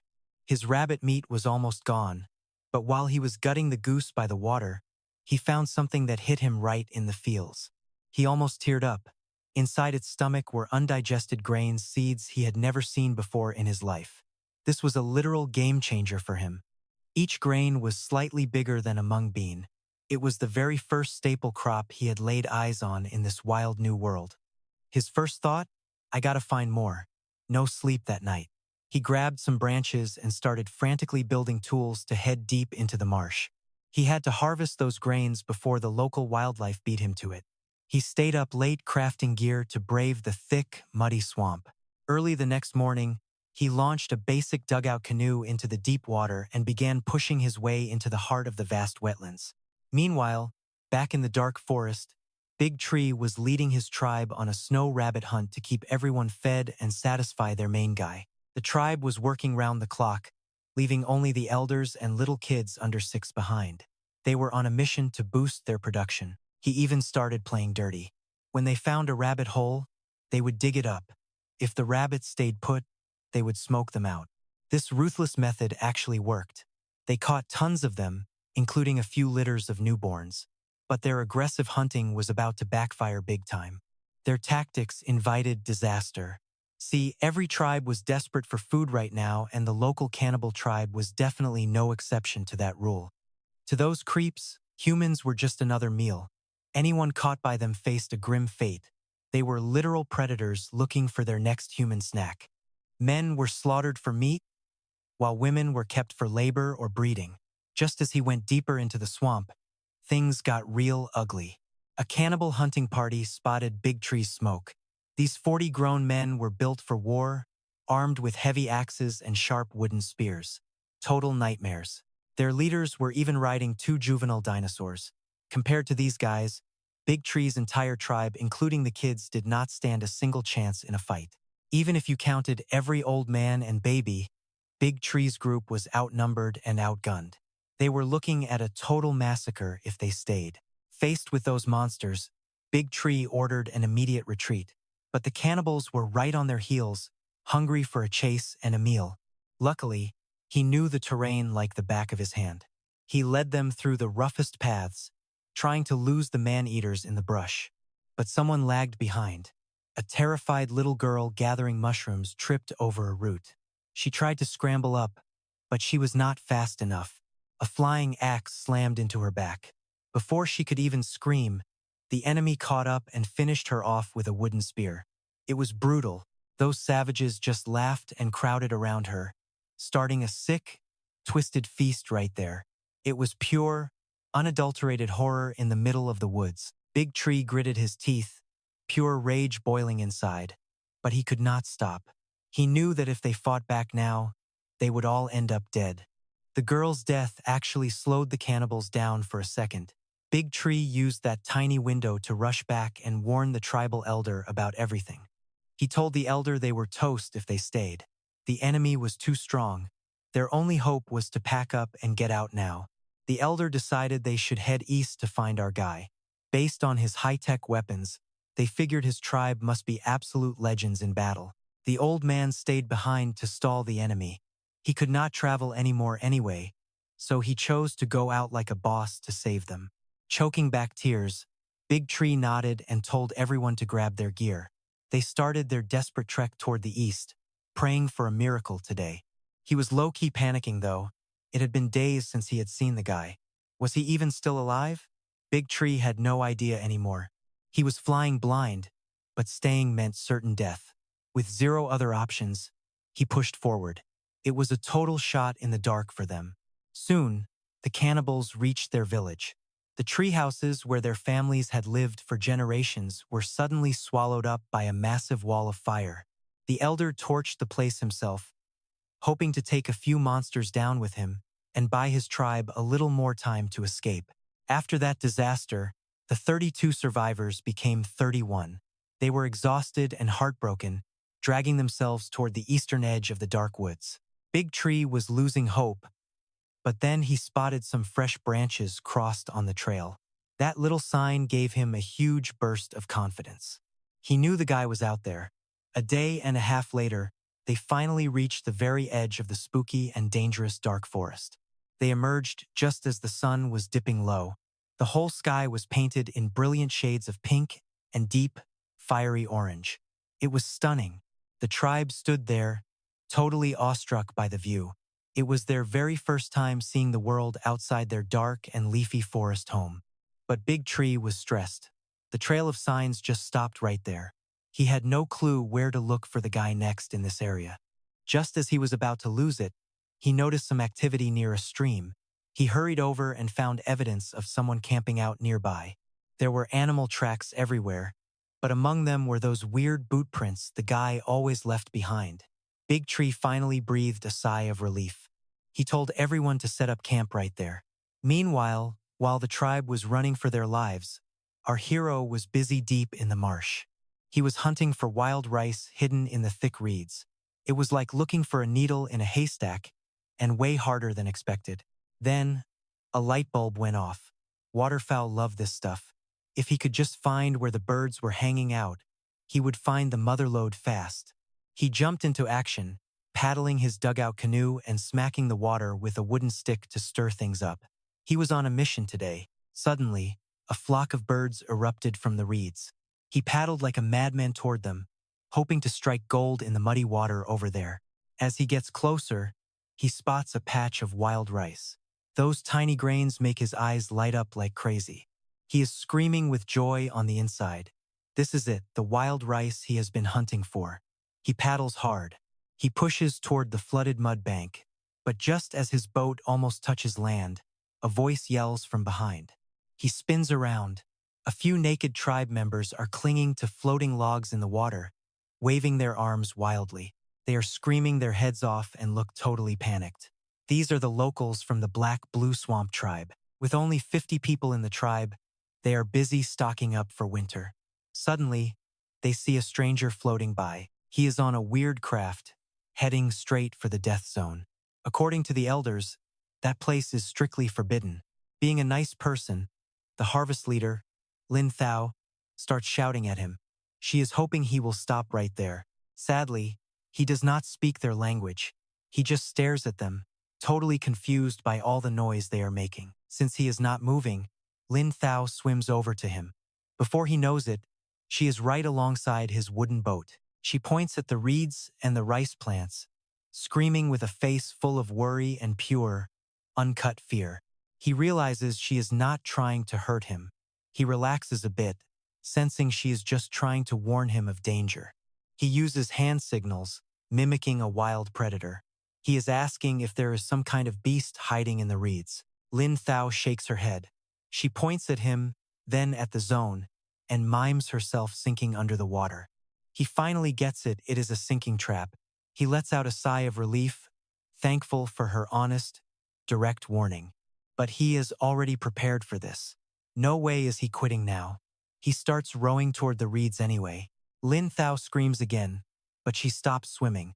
She has her tribe and those little kids to look after. But the next second, she just freezes. She watches as he ties 2 wooden boards under his own feet. Holding a copper plate as big as a person, he casually walks onto the death zone and does not sink. The tribe members are losing it. They have never seen anyone walk on that forbidden mud without being swallowed whole. Even though he looks chill, it is not easy. The thick mud tries to swallow his feet with every single step. It takes every bit of his strength to lift his feet. Finally, he makes it to that patch of rice. These plants are 2 meters tall, each one dripping with fat, golden grains. It is a literal gold mine of food. He grabs his snakeskin bag and starts harvesting like a madman. He is moving fast, trying to grab every single grain. He clears out the whole patch until he has 2 massive bags full. He heads back to his boat, feeling epic. He is ready to head home and start his own farming era. But he does not get far before the tribe surrounds him.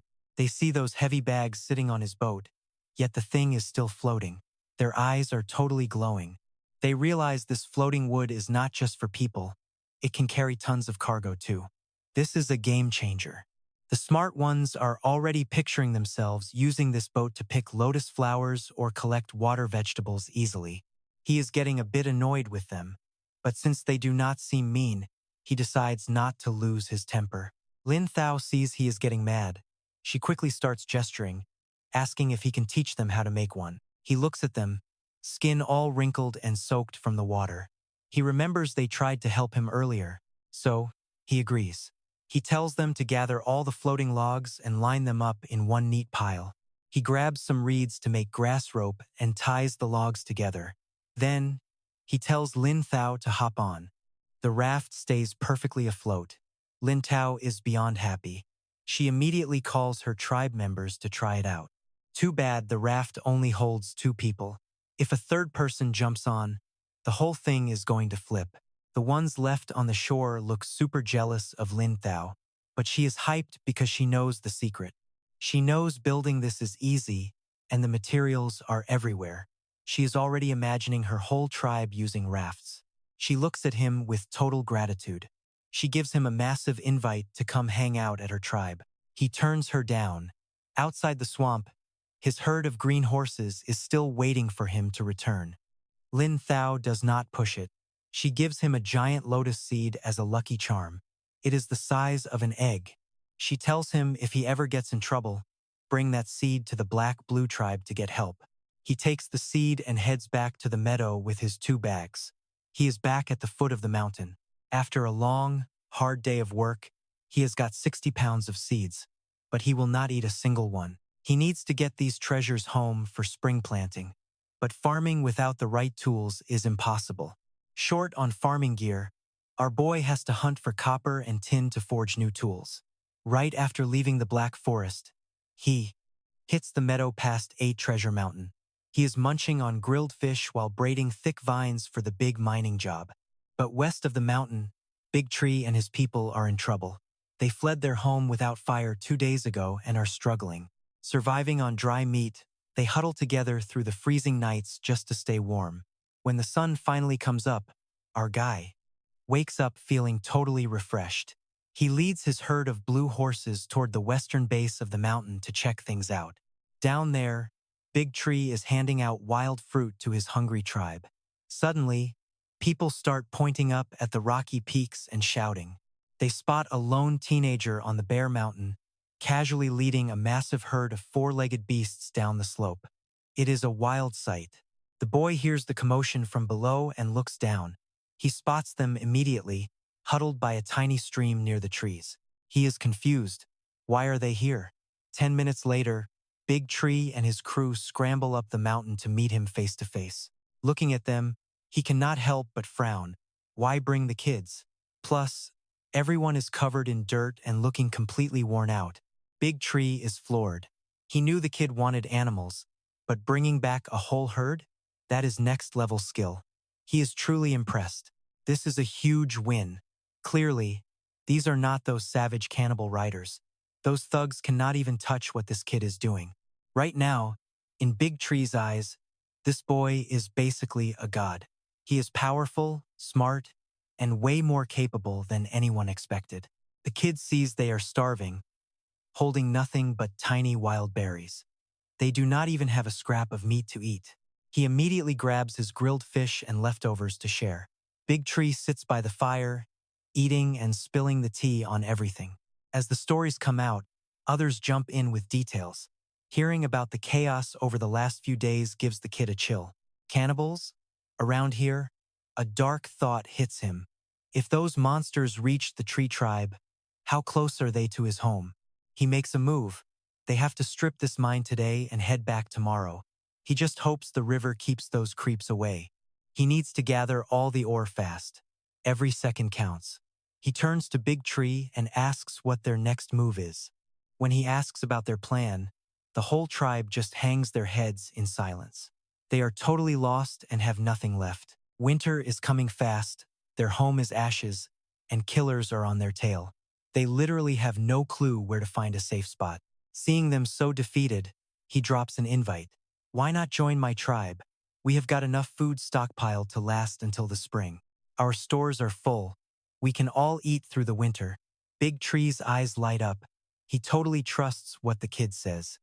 That herd of four-legged beasts alone is enough to keep the whole tribe fed for months. It is an offer they cannot refuse. Everyone else is down for it too. They saw how he handles that bow and arrow. With him, they will never go hungry. With weapons like that, they will not have to worry about bullies or predators. They all look at Big Tree with huge, hopeful eyes. They are praying their leader says yes. Big Tree is already sold, but as the chief, he still has to be careful and smart. After thinking it over, he finally asks the big question. If we join your tribe, will your chief actually be okay with it? The kid just laughs. Do not sweat it. You are looking at him. I am the chief. I make the calls here. Big Tree is shook. A teenager running the tribe? But then he remembers what this kid can do. Most adults could not even try. He has seen the boy's power firsthand. He is a natural leader. Without another word, he agrees to join up right then and there. To make them feel safe, the kid hands his spear to Big Tree. He gives a stone axe to a guy named Wood Bucket. Then he hands a copper harvest tool to a man called Tree Base. He knows exactly what he is doing with this cool gesture. Giving up your gear is the ultimate sign of trust. It proves he has no plans to hurt them. It is a bold move. Seriously, who gives top-tier weapons to an enemy? Nobody. They finally start smiling and relaxing as they take the gear. Big Tree pulls out the live rabbits he was told to catch. Over 30 of them, mostly babies, just like the kid wanted. The kid is hyped. These things breed every 2 months. From now on, the tribe will never have to worry about meat or fur. Breakfast is done, and Big Tree thinks they are leaving. But the kid keeps digging for more rocks. Big Tree is totally confused. He asks what the point is. The kid just grins. With these ores, I can forge even better weapons. We will hunt like kings. We will have so much food we can eat 3 square meals a day and still have leftovers. It is going to be wild. 3 meals and leftovers? The tribe is stunned. They have never seen that kind of luxury. It sounds like a total dream. Suddenly, everyone jumps in to help him dig. With dozens of hands working, the mining process moves at lightning speed. By noon, every single basket is stuffed to the brim. This time, he is scoring copper, gold, and tin ore. Total jackpot for the forge. He also grabs red termite soil and kaolin for his molds and crucibles. Everything is ready. The boy leads his new crew out. With the gear packed and dozens of people behind him, they hit the trail. The journey home starts right now. Each of those green horses was lugging 2 baskets stuffed with ore, hay, and seeds. Total pack animals, just hauling our gear across the wilderness. We weren't exactly breaking land speed records. I spent the trek schooling The on how to use the weapons I handed out. Basic combat training. We hiked until dark, then set up camp in a big clearing to grab some grub. The first half of the night was dead silent, just the fire. The fire was popping, but then around midnight, I felt it. The ground started shaking beneath me. Something huge was stomping our way, and it wasn't friendly. Some massive beast was on the move. My mind went straight to those long-nosed monsters The warned me about. Time to wake the squad up. I got everyone up and killed the fires. Right then, 2 high-pitched, babyish screeches pierced the air. 2 giant shadows loomed out of the darkness. These massive silhouettes popped up near the tree line. Then I saw them. Dozens of thugs with torches and ancient gear, wearing some pretty creepy neck jewelry. They had amulets made of actual human bone. Their boss, sitting high on a giant beast, waved his arm and ordered the whole mob to charge us. They were looking for blood, but my combat experience from my past life kicked in. I stayed weirdly calm while the chaos started to erupt. I barked out orders. I told a guy named Mokthon to take the main group and loop north. They needed to move. Right now. Daithu, Mokthung, and Gak stayed back with me to cover the retreat. Just 4 of us, but our high-tech gear gave us the edge. I mapped out a plan fast. They had 2 guys on big monsters leading the way, but those things were slow. We were way more mobile. They lacked agility and their gear was primitive. We were talking stone axes and old-school spears meant for throwing. Total caveman stuff compared to us. A normal guy could only chuck a spear maybe 60 meters, but with my bow, I could nail a target from 100 meters out easily. If they didn't have shields, I just had to keep my distance. I was 80% sure I could wipe them out before they even touched us. As they closed in, Daithu saw those massive beasts charging. He was shaking like a leaf, gripping his spear so hard his knuckles were turning white. He was trembling, but then he saw how chill I was. He grit his teeth and tried to man up. Meanwhile, I was just counting down. 200 meters, 150, 100. I drew back and let it fly. The arrow hissed through the air and the lead scout dropped instantly. The arrow went straight through his chest. When the others saw their buddy get pinned, they actually froze up for a split second. Big mistake. While they were staring, I sent 2 more arrows whistling their way. 2 more goons hit the dirt. Their leader finally realized what was happening. The guy on the beast spotted me and started screaming. He told his crew to charge and start chucking stone axes. I grabbed Daithu immediately. We dove behind a massive tree. Mok Dong did the same, but Gok K just stood his ground, holding up that heavy bronze shield of his. Thud, thud, thud. A bunch of stone axes and a bone spear slammed right into the shield. It sounded like someone was hammering on a door. Luckily, the shield was reinforced with thick vines.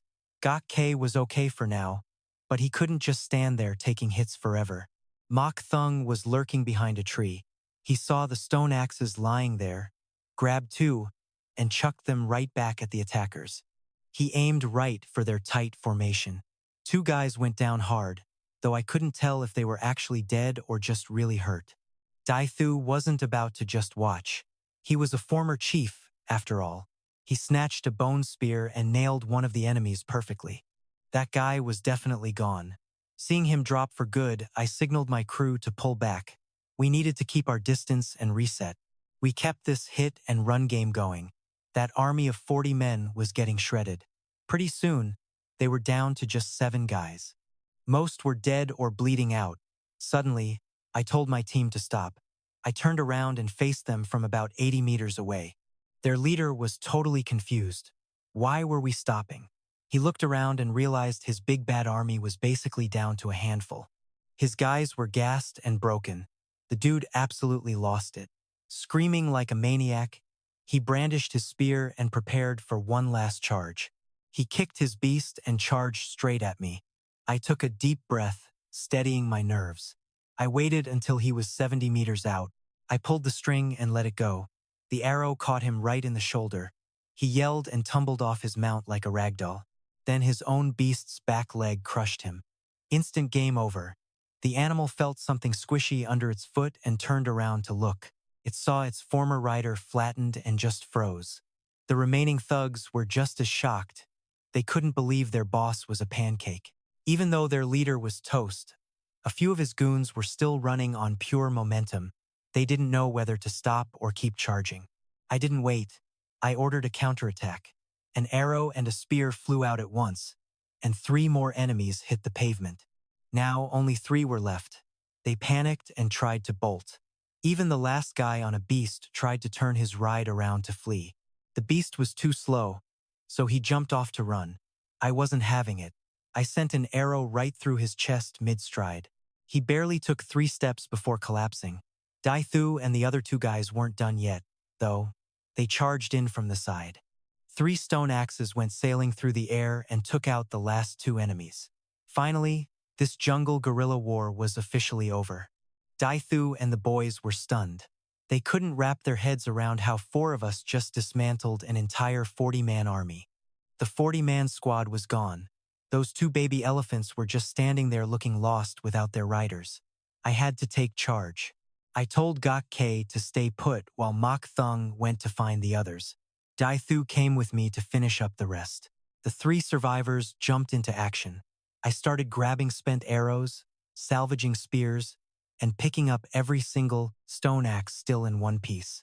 But then, total plot twist, 2 stray baby elephants started stalking me like lost puppies. They kept poking my back with their trunks like they were glued to me. I shoved them away, yelling, "Stop following me. I can't afford to feed you guys. Seriously, These are giant prehistoric elephants. When they grow up, they weigh like 15 tons. Imagine the grocery bill. Just then, the big boss frowned at me, looking pretty stressed about the count. We only found 36 bodies. Out of 40 people, 4 were missing. My gut told me something was seriously wrong. But this black forest is massive. No way we're finding them now. We had to move on. At sunrise, the crew led everyone back. During breakfast, the chief handed out stone axes and spears. It was time for everyone to gear up. Now, even the kids were armed for self-defense. Our horses and rabbits were chilling, but then those 2 giant baby elephants showed up for a snack. 2 days of hay disappeared in seconds. Talk about a headache. I raised my fist to shoo them away, but one of them gave me this pathetic puppy dog look. I swear it was about to start crying. The other one grabbed a clump of grass and shoved it in my face. It was basically saying, "Here, have some snacks. Please don't kick us out." I gave a smile that looked more like a grimace. I took the grass, totally defeated. I stuffed it back in its mouth and grabbed 2 more hay bales. Then I told everyone to pack up and move. We hiked a good distance. I looked back and saw them still eating. Finally, I could breathe. We ditched the giants. Heading west all morning, our group eventually hit the spot where we had previously thrown down with those wild llamas. Now we had a problem, getting a herd of horses loaded with heavy ore across the river. Luckily, I had a plan. I told the guys to grab some long logs. While they watched in total shock, we started building a massive wooden raft. Once the ore was loaded, I had everyone cross the bridge one by one. We unloaded everything on the far bank. Finally, it was just me and 18 blue horses. To make sure they didn't freak out, I jumped into the water. I led them across, one by one. Once we regrouped, we kept moving along the river. This side was way different.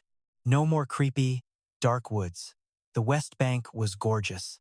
Sunlight filtered through the trees, making everything feel warm and alive. My crew had never seen anything like it. They were losing their minds, running and jumping around like kids in a park. We kept scaring up small wild chickens from the brush. Every time one popped out, I would just snap a shot and take it down. By sunset, we had a decent haul. Meanwhile, back at the river, little Ku Ben was helping his mom. The kid kept staring north. His mom said the leader would come from that way. Ever since I left, he waited. He went fishing with her every day just to catch a glimpse of me. Mom was finishing up the catch, but still no leader. The kid looked crushed. His mom just smiled and rubbed his head, telling him to stay calm. "Everything will be fine," she said, but she was not so sure herself. I mean, I was still just a kid to her. She could not help but worry while staring north. But this time, her eyes locked onto something totally unexpected on the horizon. "Someone is coming. Grab your weapons," she yelled. The women in the fishing crew panicked and dropped their nets, reaching for their spears. They stared hard at the distant tree line, ready for a fight. They did not know who was stalking through the brush. Then they saw him. It was their leader. The little kids started jumping for joy, screaming, "Mom, the chief is back." I heard the commotion and waved like a madman. "I am home," I shouted. Suddenly, 2 massive roars echoed from the river. Everyone froze and looked toward the noise. My heart sank. I knew that sound. 1,000 thoughts started racing through my head. No way. We traveled this far and still could not shake those 2 giant elephants? I started praying to anyone who would listen. "Please do not cross. Please do not cross." But of course, life hates me. 2 massive splashes hit the water. Thud, thud. In 30 seconds, they were towering right over me. These 2 were not playing fair. They really caught up to us. They sucked up a bunch of river water and blasted me. I was soaked. Their message was loud and clear: "Don't leave us." I wiped the water off my face, totally defeated. "Fine. If you want to eat here, you better earn your keep. No free rides in this tribe." The elephants tapped my head with their trunks, acting like they totally understood the deal. Who knows what they were thinking? The fishing ladies were absolutely terrified when they saw these massive beasts stomping around. But seeing how chill they were with me, terror turned into awe. They were like, "Our leader is a total beast, controlling monsters that size? Legendary." Some of the tribe ran up and hugged my legs, not even scared of the giants anymore. I looked at the crowd and introduced our new recruits. "Everyone, meet the newest members of our growing Stone Age tribe." Then he led the crowd back to the cave with the boy riding high on a massive elephant. On the way, the newcomers and the fishermen chatted away, mostly staring at those 18 bright blue horses. Big Tree and his squad checked out the Han women, eyeing everything from their hairstyles to their leather boots. They checked the meat baskets and those shiny white spears. Honestly, everyone carrying a spear was the coolest thing. Seeing everyone armed made Big Tree super jealous, but knowing he was now Han made him feel pretty hyped. The cave entrance was a total scene. The whole tribe was there, waiting and buzzing as the group approached. Everyone shouted "Chief" in unison, and Big Tree's crew was instantly floored by the raw energy and respect. When they saw the camp, their jaws dropped. Gorgeous pottery everywhere, something they had literally never seen before. It made them feel a little embarrassed to even pull out their old, janky wooden bowls for a meal. There was tons of fish and a massive, 1,000-pound prehistoric pig riddled with holes from those long hunting spears. The hunting crew was clearly elite. Big Tree realized this Han tribe was legit and he was finally safe. He finally believed the struggle was over. At this place, nobody was going to be cold or hungry anymore. Kids were playing on a massive hay pile, daring each other to touch the new four-horned beasts nearby. That stack of grass was huge, plenty to keep the horses and baby elephants fed all through the winter months. Before leaving, the chief told the kids to clear the land. Man, they crushed it. Everything was totally wide open. No bushes, no weeds, just fresh dirt. He told the group these beasts were tame and ready to work. "These animals are our new co-workers. They are going to make our lives a whole lot easier." Little sick boy stood there looking all serious, whispering the translation to everyone as the chief kept talking. He rewarded the kids with 2 rabbits each. They went wild, running to find their moms to make clothes. Nearby, a huge pile of red bricks was stacked up. Old Man reported he could fire a kiln daily. Then he proudly pulled out a new invention for the kids to see, looking like a total boss. It was a simple wooden rake. Turns out the old guy is a secret genius inventor. The chief was stunned. After some praise, he told him to swap bricks for pottery tomorrow. The new members needed their own gear, fast. The elder chimed in, saying the Western tribe came by to trade again while the chief was away. They brought a massive haul of dried food, enough to keep the Han tribe eating good for a long time. Once inspection was over, it was time to sort the animals. The rabbits got a cozy clay-walled corner inside. He built a temporary winter pen using mud and stone to make sure the little guys stayed warm enough. Out of 30 rabbits, 3 were already pregnant. They immediately started nesting as soon as they hit the straw. The young ones were already huge, literally the size of melons. By spring, they would be total baby-making machines. The baby elephants just chilled by the hay, while the blue horses were hitched to trees near the entrance. Stables were on the schedule for tomorrow. After that, it was finally time for some serious campfire cooking. Before dinner, they had a quick welcome ceremony. Nobody minded the new rule about tying their hair back. It actually made everyone look way sharper and cleaner than having wild, messy hair all over their faces. Since they bagged that giant boar, tonight's menu featured a massive pot of fresh blood soup with wild greens.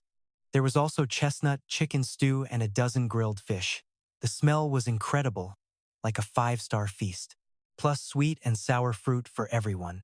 This meal totally broke the ice between the old crew and newcomers. Everyone was eating, laughing, and vibing. It felt like one big family. After dinner, work mode started again. The elders were tasked with making leather shoes and teaching the new guys how to craft their own gear. The chief grabbed a charred stick and started sketching a map on the cave wall, planning the whole area. He mapped out the stream, the forest, and some future upgrades. He was obsessing over the layout of the valley. How should he use all this space? We are talking over 3,600 acres of prime real estate. If he planted rice, they would never go hungry again, but the soil was way too dry for that right now. Turning dry earth into wet rice paddies is a massive project. Then there was the whole housing situation. With all the new recruits and babies, the tribe was up to 97 people. This cave was getting crowded. It was time to build. This tiny cave just was not going to cut it for a growing empire. Our boy Lai is ready to build a kingdom on this land. We are talking houses, rice fields, gardens, livestock, warehouses, bronze foundries, and wood shops. Tons of facilities are getting crammed onto this lot. We need a killer plan, though, and the very first disaster we have to tackle is fixing the water situation. The plan is simple. We build a tiny square town right in the middle for our people and the livestock, the warehouse, and the metal forge. Throw in the wood workshop too. This whole town is supposed to make sure that at least 5,000 people can survive here. Maybe 8,000 if we squeeze. We can totally break this project into a few phases over the next few years. Around our 400-meter square town, we will dig a massive moat. The dirt gets mixed with clay bricks to build a wall. This thing will stop giant beasts and any random enemies from breaking in. Outside that, we dig an artificial river. We will use the moat as a hub to pull water from the 89-meter river over to the east. Then we dig some side branches so the water flows back. This creates a giant watery network for us. It is a massive grid. By digging extra small canals along this network, we can water every single inch of this land. The moat and man-made river will be 4 meters wide. That 89-meter river keeps its flow, but get this, the river narrows by half. That means the water speed will more than double. This is perfect for setting up our gear, like irrigation water wheels. The master plan: use the cave as the dead center. 200 meters out on every single side is where the town goes. To make sure we do not mess up next spring, Phase 1 is all about digging. Let's go. A canal from the river to the moat. It is roughly 700 meters long. Every bit of dirt becomes bricks for building. Getting ready for the big build. Phase 2 is digging that moat, but there is no rush. We are totally fine for now. The cave still has plenty of room. Phase 3 is the wall. We are talking a base that is 4 meters wide, 2 meters at the top and 5 meters high. Each side gets a main gate and that 4-meter moat out front. Nobody is breaking in here. Phase 4 is finishing the 700-meter return canal.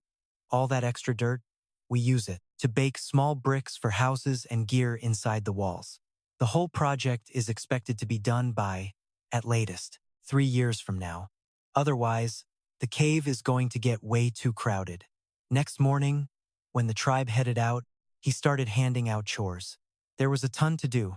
Food gathering is officially on pause for the time being. The new recruits do not know the ropes yet, so the apprentices keep baking bricks. The rowdy kids, however, kept mowing the lawn. They followed orders to bundle the grass for easy storage. Big Power and the other guys headed out. They went up the mountain to cut down saplings for spears. 10 men on that job. The women were split up too. The big group went to the valley to gather hemp. Muthon took 6 donkeys and some huge baskets for the haul.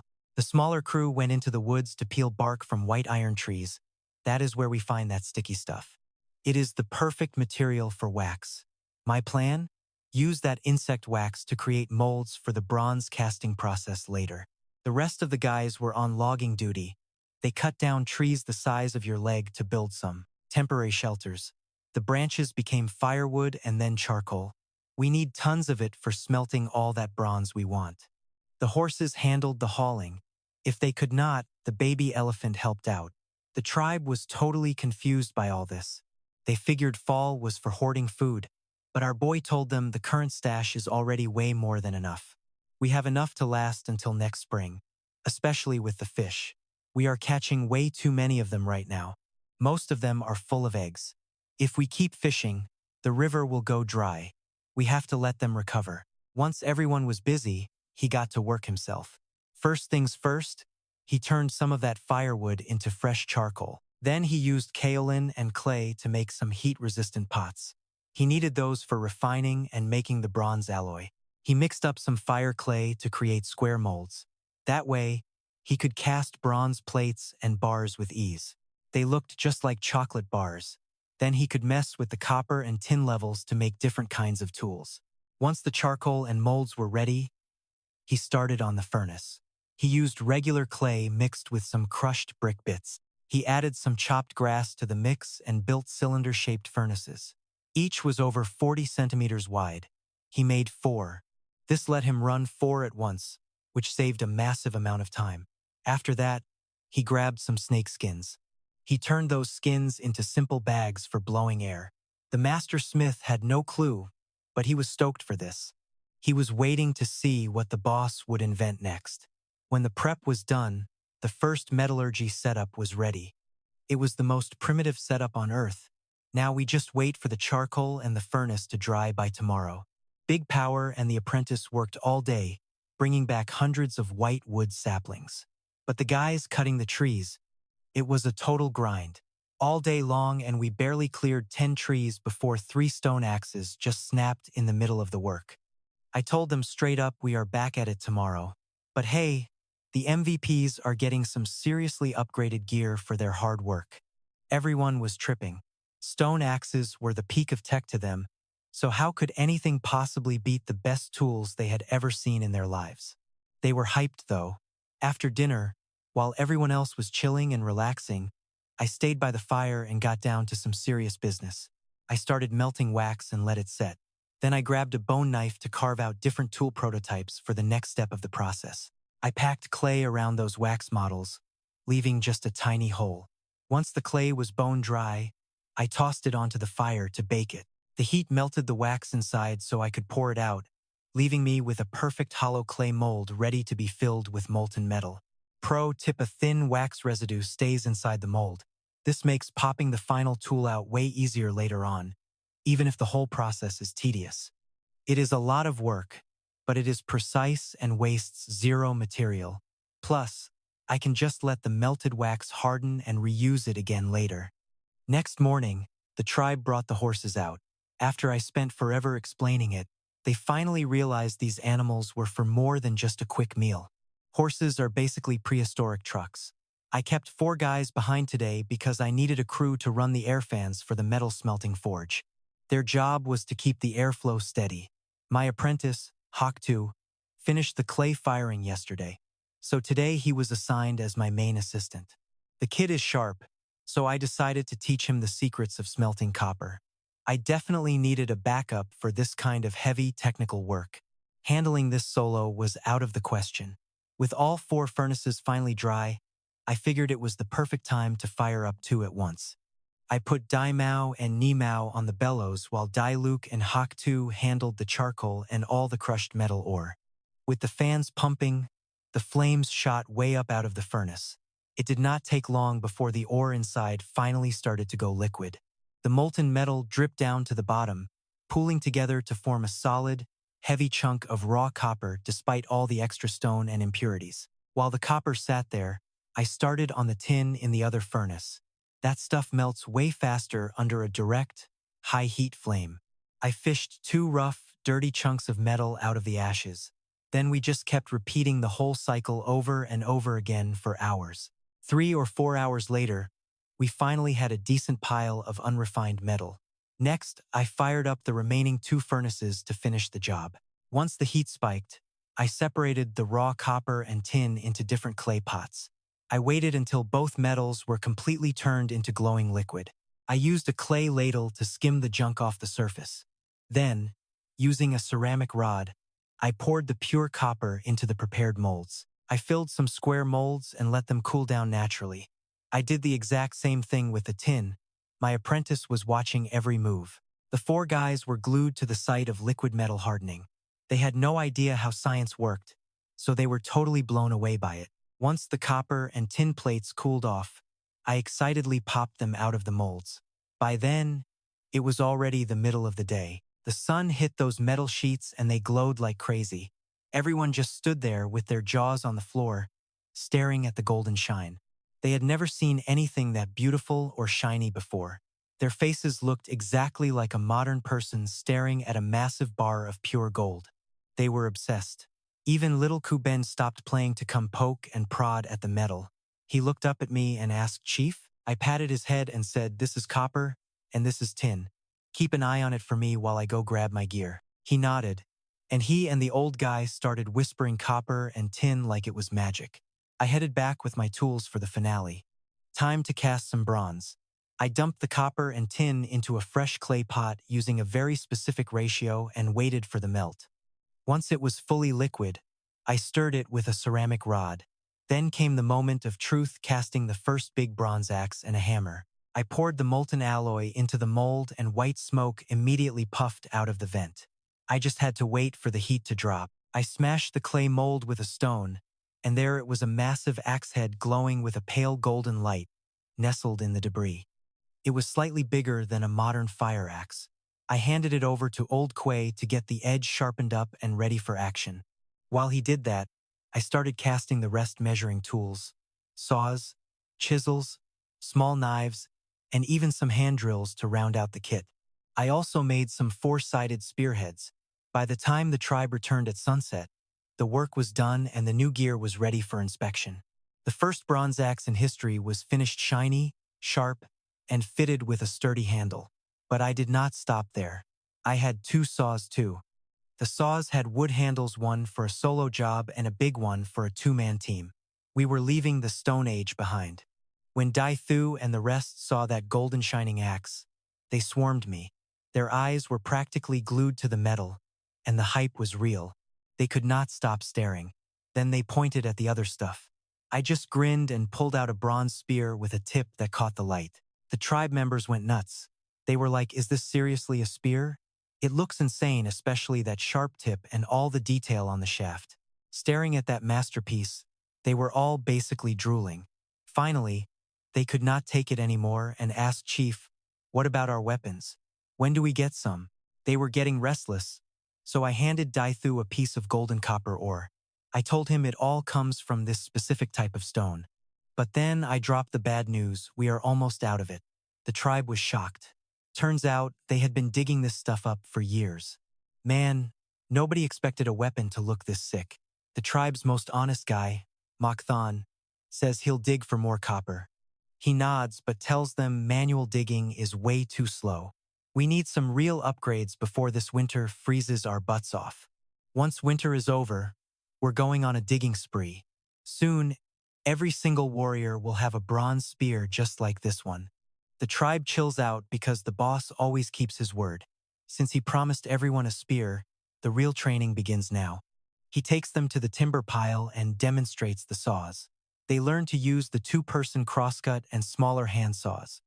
In no time, the big saw slices through thick logs. The hand saws are perfect for cleaning up smaller branches and clearing brush. The axes are absolute beasts for chopping. If you use your whole body weight, even a wrist-thick branch snaps in under a minute. With the tribe's muscle behind them, even thigh-thick trees go down in a few swings. These modern tools are a total win. While the crew eats and naps, Key explains copper smelting. Meanwhile, our boy starts inventing math and units of measurement for the tribe. Standard units mean civilization is finally leveling up. The women gather grass while the kids watch the rabbits do their thing outside. Rope is being braided everywhere by the women. The kids are obsessed with the rabbit hutch, watching the newest batch of babies arrive. 3 pregnant rabbits just gave birth.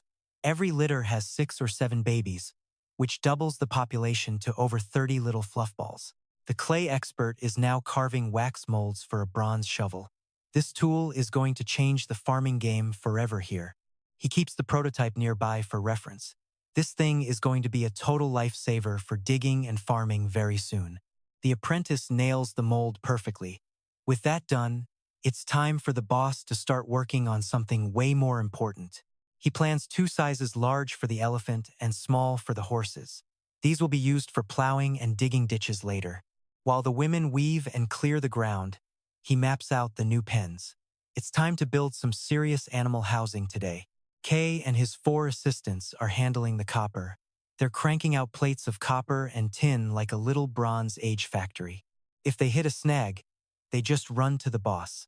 Once the ground is clear, the pen construction begins without any delay. They use 4-meter logs as pillars. Every 2 meters, A post goes into the ground to frame out a big rectangle shape. Horizontal beams lock it all together. They weave branches into a fence and slap on some mud to seal the whole thing up. Inside, there is a huge crossbeam for the baby elephant. Once it's finished, they stack up all the dried grass from outside. The hay goes straight into the pen to keep it safe from thieves or hungry animals. The entire tribe is working hard. Everyone is grinding and the vibes are high. But nobody sees the Tadding tribe watching from the shadows. Trouble is coming. Ta-Din is having a rough time. It's getting cold and their only spring is drying up. They are desperate for fresh water. Soon, they'll have to hike 3 kilometers to the river. They need way more pottery to store enough water for the whole tribe. Since the last trade deal failed, the boss is feeling salty. He decided it's way easier to just steal everything they need. He thinks the Han tribe only has 10 men. His tribe has 15. Plus, he's got his own stone-tipped spears for war. He is confident they can crush them and take all the pottery and food. It's a total raid planned for the morning. Ta-Din leads his crew out. Every man is armed with long spears, ready to wipe out the hunters and loot the place. Up on the mountain, the Han woodcutters are working at lightning speed. 3 big axes and 2 saws are making short work here. They're dropping massive trees every 30 minutes. The crew of 10 is split into 3 teams, working like a well-oiled machine. Mok Thon is the transport guy. He's nearby with the llamas and horses while they graze. Everything seems chill until the sudden attack. Suddenly, a group of armed men charges down from the opposite mountain. They're all brandishing long spears and looking for a fight. Mok Thon screams a warning to the guys on the slope and tries to get the animals out of there as fast as possible. Everyone drops their tools and grabs their weapons. Mok Thon is hauling 6 llamas away while Ta-Din's crew closes the gap. Spears fly through the air. 2 llamas at the back get hit and go down hard. The rest are still tied to them. The survivors keep sprinting, dragging their dead friends toward the hill. The Han warriors are already hidden behind the trees, waiting silently. They whip out their stone axes and let them fly. 3 enemies go down instantly. 2 more are bleeding out on the ground. Only 10 guys are left charging. Ta-Din is freaking out. He didn't expect this kind of resistance from a small tribe today. The llamas are screaming as they're dragged along. The chaos is real, and Ta-Din realizes he might have completely underestimated his enemy. Our guys aren't backing down. They've got the high ground and better gear. This raid is turning into a total disaster for the invaders. More axes fly through the trees. The Ta-Din warriors are stumbling over each other, terrified by the sudden counterattack from the shadows. Ta-Din screams for his men to keep moving, but the fear is visible. They thought this would be an easy win. They were wrong. This was the one thing Ta-Din never expected. He thought with his numbers, the enemy would just crumble and run away in fear. He figured they would bolt, but they actually swung back.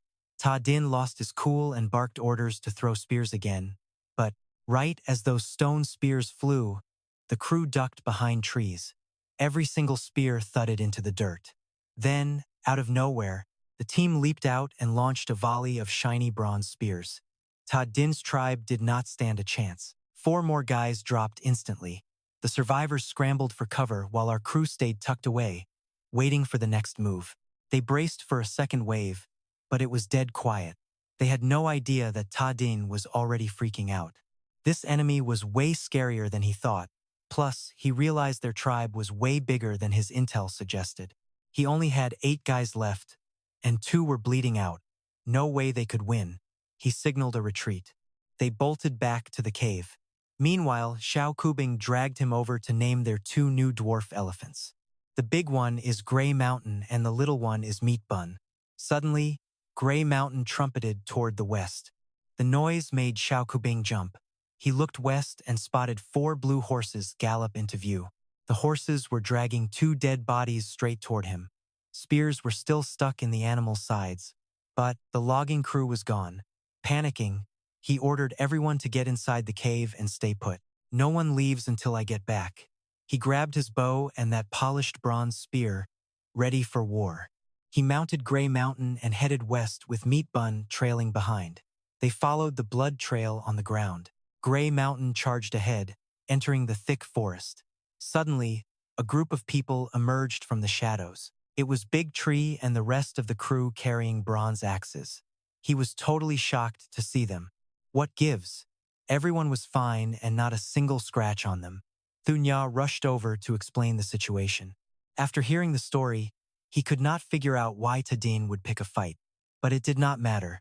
Mess with my people, and you pay the price. Period. Even hurting a horse is a death sentence in my book. He gripped his spear and led the crew straight to Tadin's camp. They rolled up around 2 p.m. They reached the camp, but the place was a ghost town. The cave entrance was totally blocked off. A massive boulder blocked the way, but eyes were peeking through a tiny crack. Tadin was right there watching. He was terrified of revenge, and his nightmare was coming true. The enemy had actually shown up at his door, and they looked terrifying. The leader held a spear that gleamed in the sun like something out of a movie. He was riding a massive elephant. Tadin was drowning in regret. If he had known they were this strong, he would never have started this mess. He saw those eyes peeking through the crack and immediately reached for his bow. He aimed and let it fly. A brutal scream rang out as an arrow pierced Tadin right through the eye. The tip came out the back of his head. He pointed at the boulder and ordered his 3 strongest men. They stepped up and started pushing, but even with their combined strength, that massive rock barely budged. It actually started sliding back on them. Pathetic. He walked up to the opening and drew his bow once more. On the other side, several men were desperately pushing back, their faces twisted from the insane effort. He fired another shot. This time, the arrow tore through 2 men. The rest of them turned tail and bolted. Nobody dared stay near the entrance. Without anyone pushing back, the guys easily shoved the boulder aside. Behind it were 3 crushed bodies, a total bloody mess. They were gone in an instant. The cave was finally wide open. Inside, dim firelight revealed women and children shivering in the hay. 5 grown men stood their ground, looking terrified. 3 of them held spears to protect the group, while 2 injured guys groaned in the grass. He gripped his spear. He stepped inside, with Big Tree and the squad right behind him. The 3 spearmen stared at the aggressive group. They were shaking like leaves, mumbling for mercy. Asking for mercy while holding weapons? Really? He swept his spear, knocking the weapons right out of their hands. In the back, one injured guy tried to sneakily grab a rock. He actually thought about fighting back. Bad move. A spear thrust went straight through his chest, leaving a massive hole. "Everyone on your knees. Fight and you die," he roared. Their legs turned to jelly and they all collapsed. Big Tree went to raid their food stash, grabbing everything. Then, he turned his gaze toward the people on the floor.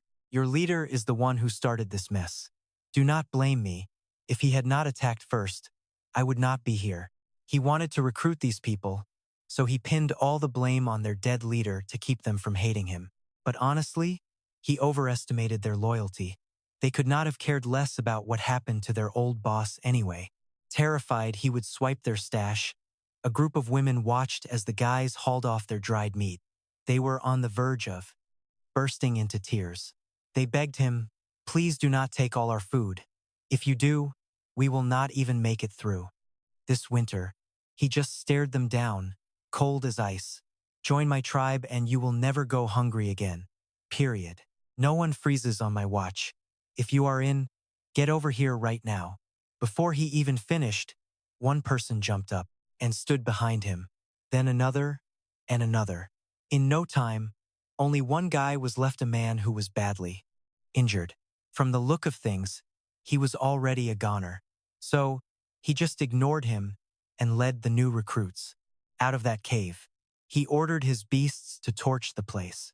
Within minutes, the cave was a total inferno, and the remains of Tadin and his whole squad were erased. Back at the Han tribe, the new folks settled in without any drama. Some were already former members of Tadin's crew, so they clicked instantly. Turns out, he was not lying to them. The Han tribe's food stash was huge. Toss in the loot from Tadin's camp, and they had enough to survive the winter. But the cave was basically at max capacity. Good thing winter was hitting, because huddling together meant staying way warmer. The rookies were stunned by the Han tribe's beasts. especially those massive monsters like Nuke Bao and that beast, Hoi. Son, it totally changed how they saw the tribe's power. Now, they were actually hyped to be part of the Han tribe. For real. The women had been grinding lately, spinning tons of rope until the cave was packed with a whole lot of wood. The men kept hacking away at trees, keeping the trunks for construction and using the branches for firewood. You were not exactly chilling either, crafting necessary woodworking tools before casting 50 bronze shovels for the whole crew. With the digging gear ready, the first water project had to start now. You grabbed a super long rope made by the women to use as a tape measure. First, you marked the foundation spot north of the cave, then hit the four corners of the building site, burying wooden stakes to mark everything out. This helped you find the perfect path for the canal and the kiln. Digging the canal was going to churn up a ton of clay, so you decided to dig and make bricks at the same time. Since making blue bricks takes a massive amount of water, you needed to keep things convenient, so you put the kiln right by the stream. Hawk 2 had already fired a bunch of red bricks, and those things were perfect for the kiln construction. The whole tribe put in work on that circular kiln, and it took 5 full days to finally get it finished. Then came the brick molds. Once that was done, all the prep work was finished, and your new tools were finally ready for their big debut. It was a 2-meter wide wooden frame armed with 4 sharp bronze blades. Just one pull and it could plow a 2-meter wide path, 40 centimeters deep. As for what was going to pull this big beast, that was Nuke Bao and Hoi's son. You hitched them up side by side and let them haul the whole thing straight ahead. They shredded a 4-meter wide section. In less than an hour, those two beasts had already finished plowing up the entire 700-meter stretch. You were stoked. At this rate, your massive construction plan was going to be finished way ahead of schedule. Now, the rest of the crew could get to work. All that mud from digging the river was going to be pressed into molds for raw bricks.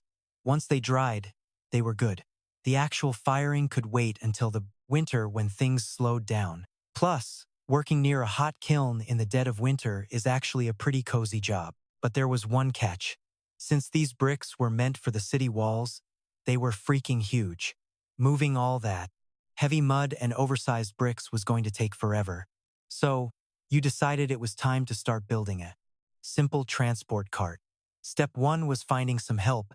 You needed assistants who could eventually become the tribe's pro carpenters. You looked for people with actual talent. Out of everyone in the Han tribe, there was this guy named Mok Thung. Back when he was in his old tribe, he already figured out how to use hot coals to hollow out wood and make buckets. Your second helper was Mok Tun. He was a quiet, simple dude who just put his head down and worked hard. Using memories of carts from your past life, the three of you grinded all day long until the first cart was finally born. You handed it over to the construction crew immediately. Everyone was obsessed with this new way of hauling stuff. Compared to lugging things by hand, this cart was a total lifesaver. But you were not exactly celebrating just yet. You noticed that whenever the cart tried to turn, it would wobble like crazy. If that kept happening, it was going to flip over. Once you saw the flaw, you decided to widen the axle to keep it stable. After explaining it to your helpers, you all got to work. Version 2 was way faster to build than the first one. 2 hours later, the second generation cart was ready. This time, it was solid as a rock with zero wobbling. Productivity was straight up exploding, so we greenlit the second cart model for mass production. It was officially go time. This first run is 30 units. We have got dozens of workers, men and women grinding hard to get this stuff built. Using these specialized carts to move dirt is a total game changer. I know everyone will be using them soon. My carpenters were pumping out 3 carts every 2 days, beefing up the crew for the massive river project. Phase 1 of the canal is flying. Before, making bricks was a solo drag, but now it is totally supercharged. Thanks to the pushcarts, our pace is insane. We have been at it for 18 days straight since we started. A ditch 698 meters long and 4 meters deep is right there. I ordered a stop. The rest can wait for now. Routine kicks back in. The guys are hitting the woods to stockpile lumber for whatever crazy thing I plan to build next. The women are out hoarding food because you can never have enough snacks. 30 small carts are finally done too. Now we are prepping for some serious copper mining. My top builders are working under me to make horse wagons. Since we already built 2 models, I showed them how to assemble a 4-wheeler. Then I let them take over. While they handled the heavy lifting, I focused on leveling up our farming tools. Everyone was busy as a bee. One morning, I walked out of the cave and bam, the world was completely white. Winter finally decided to show up. Huge snowflakes were coming down like goose feathers. The sky looked heavy and gray. No clue when it would stop. Logging is on pause. All the guys are chilling in the cave. The girls are staying inside too, mostly just resting. They only head out to give the horses some hay. As for Nuke Bao and Hoi-sun, no worries there. I was scared they would wreck the stable, so I just let them loose. They are out there vibing in the snow. Those two are literally just playing in the snow like kids. Brick making is dead for now. Way too much moisture. We have to wait for the snow to quit. So I am starting my long-term plan, teaching everyone standard Mandarin. The Han tribe actually knows a few words already. My plan for teaching language and writing is finally in motion now. Especially to Cook Ben, he can already speak basic sentences. That makes the whole teaching process way easier for me. I just need to teach some necessary words and string them together. For the writing, standard letters are too hard. Clerical script is basically like pictograms, so they will get it faster. If they can write it or not, doesn't really matter. Recognition is what counts. To keep the hype up for learning, I set a new daily rule. If you can't read, you don't eat. But if you crush it, you get rewards like roasted chestnuts or candy. Everyone is super hyped to learn, especially the kids. They even get together during breaks to practice their lines. A few days later, the snow finally let up. It is time to get those brick kilns fired up again. I handled the first 2 batches myself, then handed the torch to the tribe. They have got it now. They don't even have to work every day. Just load the kiln, pull the bricks, and let it burn. Days just blurred together. A little language study here, moving some bricks there. It was a pretty solid life. When things got quiet, people started making their own drip. Everyone was crafting jewelry to look their absolute best. The guys were going all out with bone necklaces and feathers. I didn't get it until the elder explained. Apparently, the tribes meet up in spring for a big matchmaking festival to keep the gene pool fresh. If a girl digs a guy's vibe, she follows him back to his tribe. It is like ancient speed dating. The main flex is showing how strong you are, how powerful your tribe is, and how much food you have. You can tell by their outfits. Long necklaces or huge weapons mean you are a beast who hunts big game.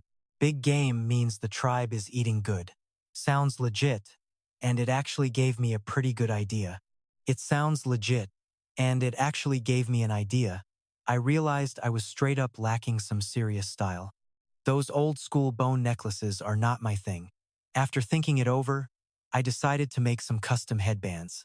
Materials could be jade or animal fur. As long as everyone uses something unique, it works perfectly for the tribe. Gold is the ultimate flex, but we are fresh out of it. So, I decided to go with copper instead. I will engrave some characters on them. Since I am wearing one, I can't leave the tribe members hanging. I made a tin headband for Daithu with a tree carved on it. He was totally obsessed with it. Other adult men followed my lead, crafting headbands from all sorts of stuff like animal skins, wood, or bones. They even made hairpins. Now the Han tribe has a new law. Kids only tie their hair back or nothing. Wear a headband, but no pin. Grown men get the pin. It is the big flex to show who is an adult. Women skip the basic ponytail. Adults gotta bun it up, maybe use a wooden stick or a fancy pin for style. Girls can do braids or just let it flow. They get pins for fashion. 2. It is all about the look. Metal is a major resource for war, so no jewelry for everyone. It is way too rare for basic accessories. Okay? So, you turn metal jewelry into a prize. Only the people who actually help the tribe get a chance to wear it. After all these hair reforms, One look at a person tells you their rank, their age, and exactly what they achieved. Kubing rocks a custom headband you made from wood and leather. It even has a copper plate with cloud patterns. You rewarded him for being the fastest kid to learn Chinese characters. Now he is the first child with some actual ice. Kubing is stoked, always touching that headband. But honestly, making jewelry was not just about showing off status or rank. You are prepping for the big tribal mixer. You are not looking for a date, though. This is strictly a business move. You want to meet other tribes and see if they have anything worth trading. The Han tribe needs some new partners. You used to trade with Ta Dinge crew, but they are gone. Before finding new mines, you need some fresh customers. Everyone knows Han pottery is top shelf. You do not just want ore. You are looking to recruit some new people. 2. With only 200 people, even if they have tons of babies, you will never fill an entire city. You need recruits. Not every tribe is living easy like the Han. Most do not have time for development or even thinking about the future. Check out the Black Rat tribe to the east. They are a mid-sized crew with about 150 people. They are different from your group. These guys are super religious and have their own strange beliefs about the whole world. They worship a black rat and have a shaman for divine calls. This winter, the shaman dropped a very scary prophecy. He claims the spirits told him winter will be longer than usual. Now he is panicking that their food will run out. He ordered the chief to lead a hunt and find more food. So Chief Thu-Ba sent his little brother out there. Thu-Ba and 10 hunters headed out. Soon, they noticed something weird happening on the western edge of the forest. Every few days, black smoke rose into the air. Someone was definitely burning stuff out there, and it was not them. Who is living out west? Years ago, a 30-foot wide river blocked their path, so they never explored any further. The shaman could not figure it out. Why was the fire not burning all the time? He figured it was time for answers. Maybe they could trade or learn some new tricks. So, the squad headed out to start this whole diplomatic mission thing. While the diplomats set out, the Han tribe guards were busy at the brick kiln. They were just watching the fire. They did not do much besides stare at the fire and toss in more wood. It was a long day for them. They had been burning wood since yesterday. Now the bricks were glowing a blinding red. It was time to add water. Mok Thung told Luke Chi to go back to the cave and get the crew. Luke Chi headed up the hill fast. Luke Chi ran for the cave, but the second Mok Thung was alone. A massive roar shook the earth. It was Nuok Bao. Loud footsteps followed, then a bunch of humans screaming. Mok Thung scrambled out of the underground kiln to see the chaos. He popped his head out and saw 10 spears flying right at Nuok Bao. Terrified, he turned and sprinted for his life.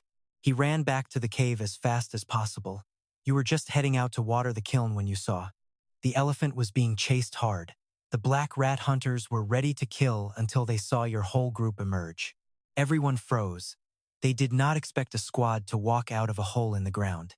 Now, they were really worried. Who dares mess with my elephant? Get your weapons. Your people let out a roar and charged out to help you. 80 people surrounded the hunters in seconds. Every one of them was armed and looking for a fight. No escape now. The hunting leader's jaw dropped. You stood there with a stern face, wearing a gold crown and holding a golden spear. The squad behind you was even more intimidating. Every single person was holding a bright, shiny bronze shovel or a spear. The biggest guys like Dai Luke and Thakstao were flexing metal gear. Even the people without metal looked totally lethal. Everyone was carrying a polished spear that caught the light.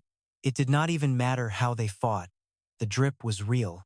The hunting party was terrified. They stood frozen, too scared to move an inch against your glowing, high-tech army of warriors. Nuok Bao saw you had things under control. He happily trotted back and hid right behind your back like a big baby. He let out a tough roar at the hunters, acting all brave.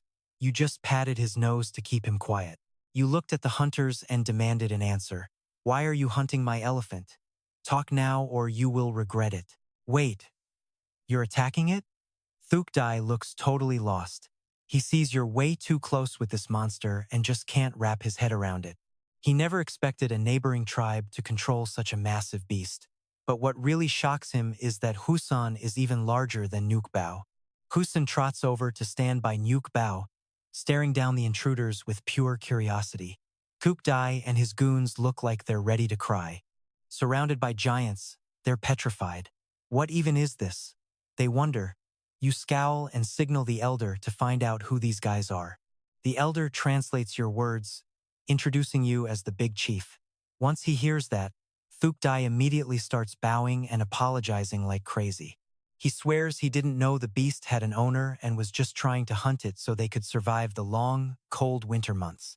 The man starts sobbing, explaining their desperate situation. You didn't expect them to be so broken they just wanted to trade food to stay alive. Look, if you actually have something that catches my interest, we can talk business. Tell me, what do you guys have that's worth my time? Thuk Dai hesitates for a second. How about stone basins? Our tribe is swimming in them, and every camp needs a few good stone basins for survival. Stone basins are a staple for any tribe, usually in high demand. But before you can even answer, the elder cuts in and shuts him down. We're good on stone basins. If you want a deal, bring out your real goods. We'll trade for resources, or even for your people if we must. Thuk Dai is floored. Not only do you have stone basins, you're offering to trade them? He's confused but quickly orders the kids to haul out pottery. Every 2 minutes, the children bring out more jars, pots, and bowls. Some kids even show off by sipping hot meat soup by the cave entrance. Watching them blow on their bowls, Thuk Dai is frozen. He's never smelled meat that delicious before. You tell your people to give him a bowl. He needs to taste it to see why our pottery is premium. Thuk Dai carefully takes the bowl from the children and takes a cautious little sip.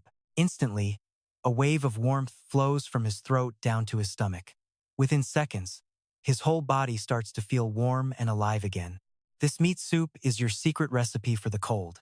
It's mostly big pork bones and chili peppers, simmered for hours until it's perfect for winter. Usually, just 2 sips are enough to make you feel invincible.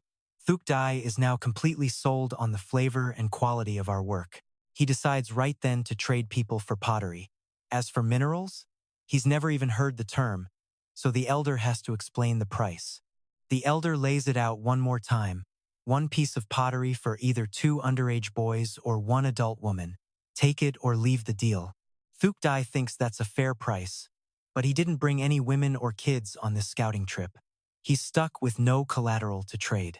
But he really wants that clay pot, so he has the nerve to ask if he can take the pot now and pay us later. You're not having it. Credit? No way. In this economy, you'll probably ghost me, and then I'm the one who ends up looking like a sucker. Thuk Dai sees you're not budging. He grabs a leather bag from one of his followers and shoves it into your hands, looking totally desperate. Take this. It's some food. It's not much, but let us take 1 pot. We'll bring the people for the full trade next time. I promise. I don't need your snacks, you mutter, casually peeking inside the bag.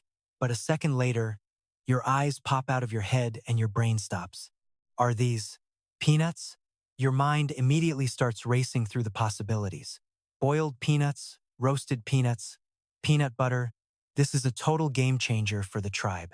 This stuff is pure gold.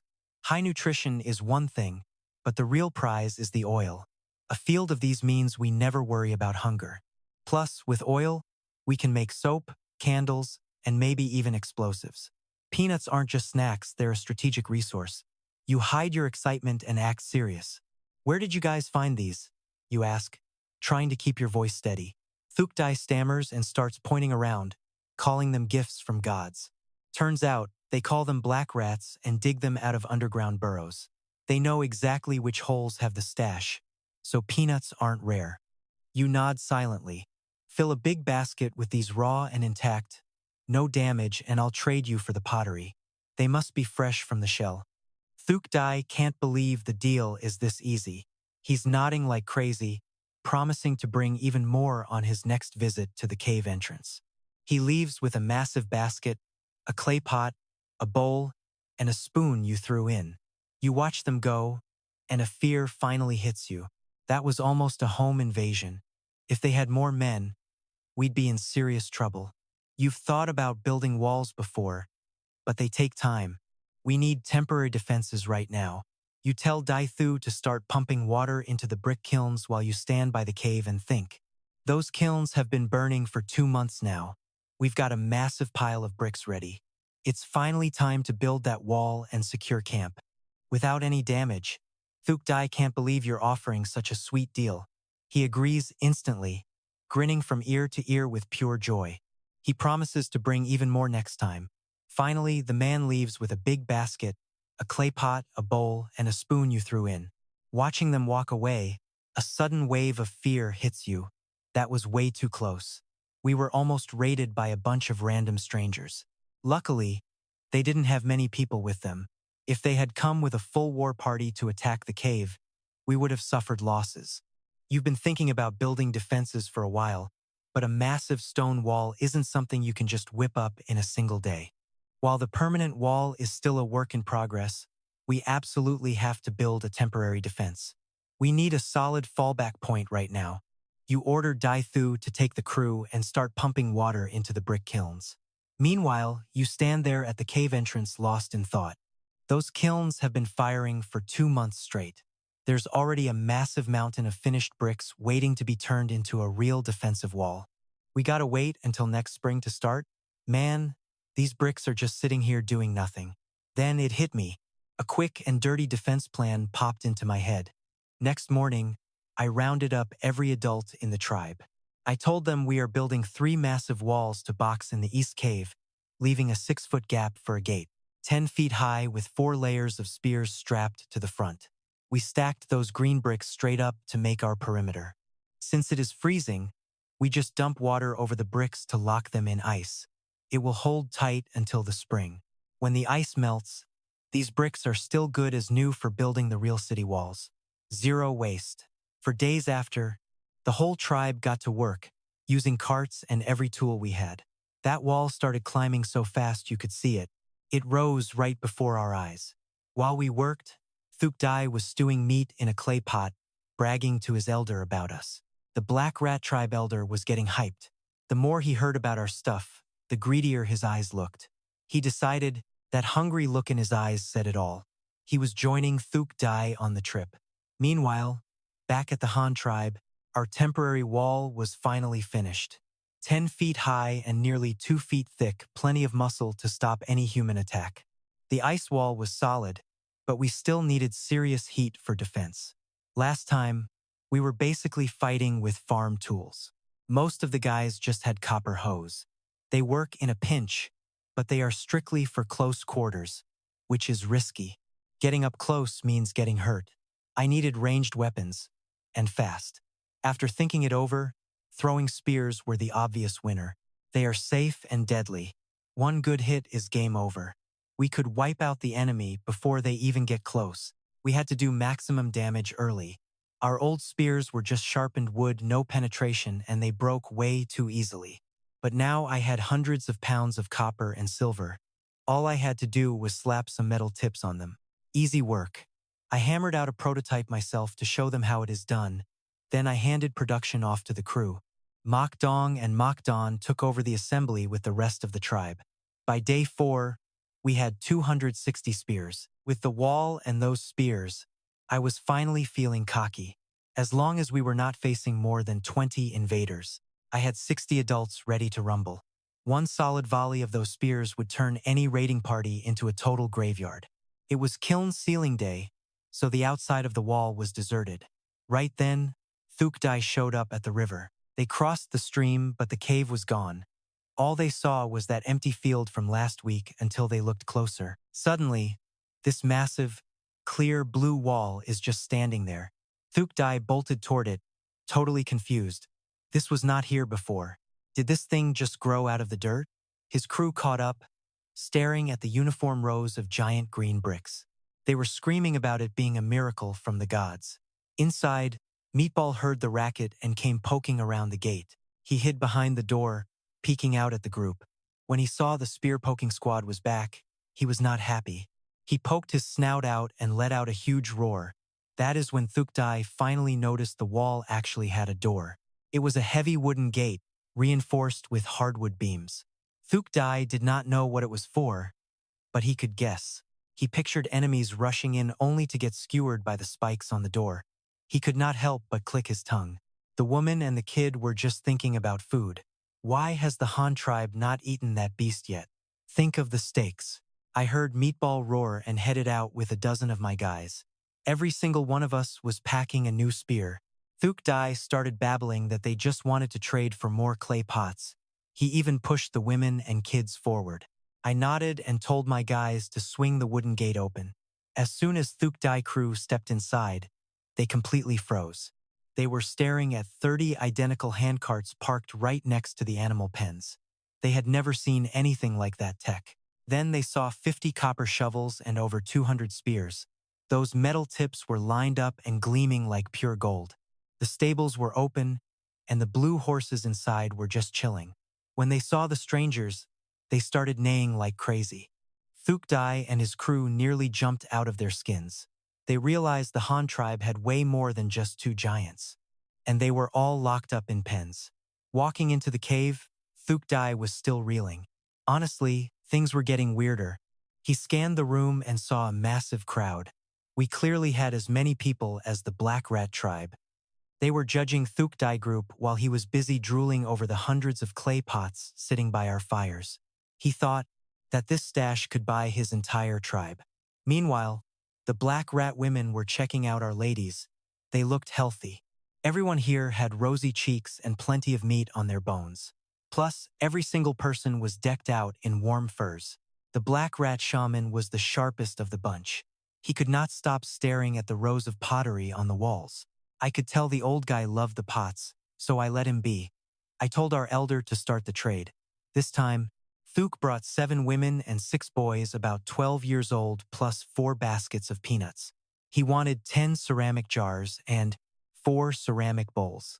Holding the pottery, Thuk was hyped because now his tribe could finally have hot meat soup. But the kids and teens were even happier, feeling the Han tribe's power. They hoped to live like the locals, free from hunger and pain forever. They were stoked. The Rat tribe shaman watched the trade finish and rushed over to ask about those symbols. What are those Han characters? His gut said they were special, so I grabbed a small stick to explain things carefully. The shaman finally realized these symbols were just a different way to represent their own tribal language. If everyone learned this, could they just write things down to be understood? I didn't know what the old guy was thinking, but I let him be. Most Han folks only study characters for those sweet roasted chestnuts, not for deep thinking. Finding a deep thinker like him was rare. It made me want to keep the old man around, despite his different tribe. I invited the shaman and the rat chief to stay the night. The shaman heard the offer and agreed instantly. He had plenty to talk about. To celebrate, I announced we would be having an extra meal today, maybe even lunch, but the cave was too tight. There was no room for everyone to sleep, so I planned to move the rabbit cages to the mountain slope. I cleared out some space on the empty ground outside the cave. Inside, I picked a spot and told everyone to get to work using those blue bricks we made earlier. We built 4 walls and paved the floor with a thick layer of straw. Finished. The women then carried over 50 rabbits to the outdoor cages. The shaman asked why I wasn't butchering them since they were just food.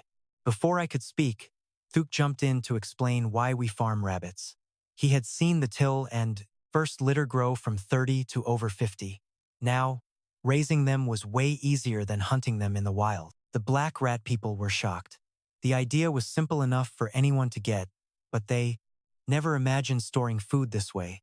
The shaman had his own private theories about our tribe's magical secrets. He pulled me aside to whisper, asking who taught me these tricks. Was it someone else? I told him, straight up nobody. I was just born with this knowledge. Hearing that, the shaman's expression shifted completely. Is it possible that you are? I ignored his weird look and showed them the new irrigation fields. We are fixing them up.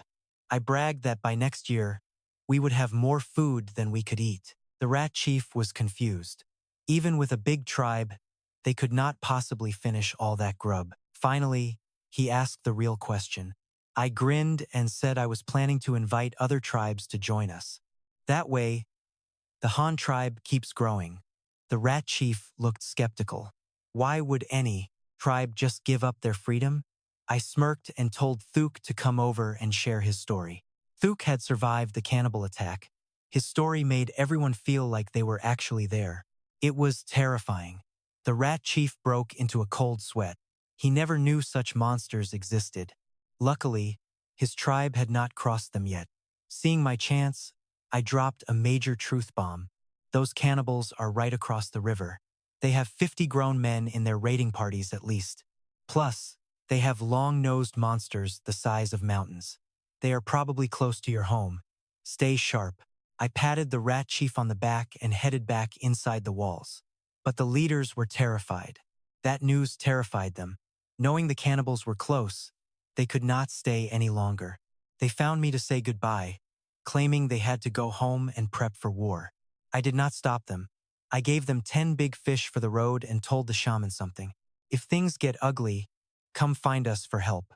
The shaman and chief were moved and thanked me. Then they rushed their people back home. Once they were gone, the Han tribe was peaceful once more. Right before the third winter moon, it snowed for a full day and night. Thick, heavy flakes everywhere. The snow was 30 centimeters deep outside. Brick making stopped. I was chilling on some hay in the cage. I was wrapping up meat. Bao and Gray Mountain were huddled close. When I was not looking, they swiped a few bites. Suddenly, Gray Mountain perked his ears up, listening to something far away. Something was wrong. I stopped what I was doing immediately. In less than he perks up, ears scanning the horizon as some sketchy vibes kick in. Dude stops dead in his tracks. Not even 1 second later, seconds later, a massive tremor shakes the earth. I bolt from the animal pen, scaling the west wall to see what is going on. Looking toward the forest edge, I spot a savage army of fierce predators. They are hunting a massive herd of herbivores through the snow. Leading the escape are wild bison I have never seen before, along with prehistoric creatures you usually only find inside some old dusty museum. I see giant walking birds and even dozens of those legendary alpacas, also known as alisaur, right in the middle of the panicking crowd. Chasing them down is a terrifying mix of massive beasts and smaller packs. But in this savage army, the small guys are just the background. The real power here is a pack of more than 200 gray wolves. I am hiding behind the wall, barely daring to even breathe. Martin and Ruo are lying flat beside me, watching the chaos unfold. This whole situation is about to turn into a full-blown war zone. The lead bull and over 100 cows are hauling tail toward the northeast. They are desperately trying to outrun the hungry pack behind them. Suddenly, the alpha wolf lets out a bone-chilling howl. Over 100 starving wolves explode forward like lightning to attack the herd's flanks. Sensing the disaster, the alpacas floor it. One scout breaks away from the cows, leading a desperate, life-or-death sprint for their literal lives. More than 60 giant deer are right on their heels, refusing to lose. The lead bull is ticked off because those alpacas are totally ditching. Without his herd's protection, those alpacas would be dead meat. But now that things are getting dicey, they are just bailing on the squad. Right at the most intense moment, the bull realizes the alpacas and deer have vanished. He is charging ahead when he sees a terrifying sight. My skin is crawling. Where did this deep, massive ditch come from? I am actually hyped because my man-made irrigation trench is working perfectly. This is a total gift from the heavens. The lead bull is panicking because he cannot cross the ditch. He has to stop dead right there. The cows line up their sharp horns as the wolves close in, snarling. The tension is crazy. Then, a massive fart rips through the silence. Everyone freezes. Hundreds of eyes turn toward my wall. There I am, a two-legged guy in a gold crown, looking like a total fool. I am smacking a baby elephant's head, yelling, "You idiot! I told you not to steal those walnuts. Now you have ruined everything for us." The cows notice there is no ditch near my wall and their eyes light up. The wolves' eyes are glowing too. They found a much easier snack. I realize they are all staring at me and I bolt. I am sprinting for the cave, screaming for my crew to grab their weapons. We have to hold the entrance. My 3-meter brick wall is useless against a stampede of crazy cows looking for a way to escape. The cows do not care what I am saying. They charge my way to break the circle. The alpha wolf orders his pack to follow. A pack of wild boars led the first attack. They do not have the numbers, but they want a piece of this kill no matter what. They are basically just scouts for the wolves. Meanwhile, those red birds stay on the outside, waiting to swoop in when someone finally dies. The cows have nowhere left to go but forward. It is an epic collision, like Mars slamming into Earth. Over 100-ton bison charge. Those tough wild boars get shredded like wet paper. In a blink, half-meter-long horns tear them apart and toss them aside like trash. The herd slams into the tribe's frozen brick wall. The ice and stone cannot take the hits and the whole thing starts crumbling down. Meatbag and Hoiso scramble for the cave. They are literally blocking the entrance with their backsides to keep the rest of the tribe safe. The remaining boars are terrified, trampling each other to get inside the walls. In the chaos, a dozen massive cows break through the perimeter. Both sides explode into a brutal fight, and our stables are getting trashed. The poor alpacas are getting gored and killed in the crossfire. I am just standing there watching all my hard work get destroyed in seconds. Prehistoric monsters are way beyond anything I can stop alone. All I can do is try to keep myself and my people alive. This prehistoric war is absolute madness, and I am caught in the middle. The sound of crashing brick and screaming animals fills the air. My heart is pounding as I watch the carnage unfold right before me. One massive bull hits the cave entrance, but Meatbag and Hoiso hold the line. They are the only things standing between us and death. Outside, the wolves are circling, waiting for the perfect moment to jump into the mess. This is not a hunt anymore. It is a massacre. I grab a spear, my hands shaking. If those cows break through the cave, we are all done for. I have to stay focused now. The dust and snow are everywhere, making it hard to see. Every time a cow hits the wall, the whole cave feels like it might collapse. I can hear the alpacas screaming from the stables. It is heartbreaking, but there is nothing I can do to save them from those horns. The lead wolf is watching me from the edge of the rubble. He knows I am the one who messed up his perfect little hunt. More bricks fall as another bison slams into the side of the cave. We are trapped, and the world outside is turning into a graveyard. I look at my people, their faces pale with fear. We have survived a lot, but this might be the end of the line for us. The smell of blood and wet fur is overwhelming. I take a deep breath and prepare for the worst. The wall is almost gone. One last massive crash echoes through the valley. The wall finally gives way, and the flood of beasts pours into our home like water. I scream a battle cry, hoping to scare them off, but it is useless. These monsters only understand one thing: the law of the jungle. As the first wolf lunges, I realize that some things are just out of our hands. We fight to live, but nature always wins. Total mayhem. The stable caved in, trapping over a dozen green horses while those wild boars go absolutely ballistic. Mad cows are trampling everything, and who knows if any horses survived. Seeing this carnage totally breaks his heart. He rescued every one of those horses personally. Meanwhile, outside the wall, over 100 bison are smashing through. They cross the man-made river, bolting northeast toward the mountains. The sight of pigs getting skewered is still fresh. The wolf pack won't fight fair. They are circling the edges, ripping apart anyone who falls behind. 20 dead already. The alpha calls off the hunt to start the feast. Inside the walls, he is seeing red, eyes-burning rage. Those green horses he worked so hard for are gone. If he doesn't salvage something now, it is a loss. He rallies every adult in the tribe to grab their gear. We are taking out every bison and boar now. Is this just free meat being served on a platter? 7 or 8 people line up at the cave entrance. A rain of arrows immediately blankets the wild boars and bison rampaging inside the walls. You hear them hitting home. Over 20 beasts drop dead on the spot, each one pinned by several long spears.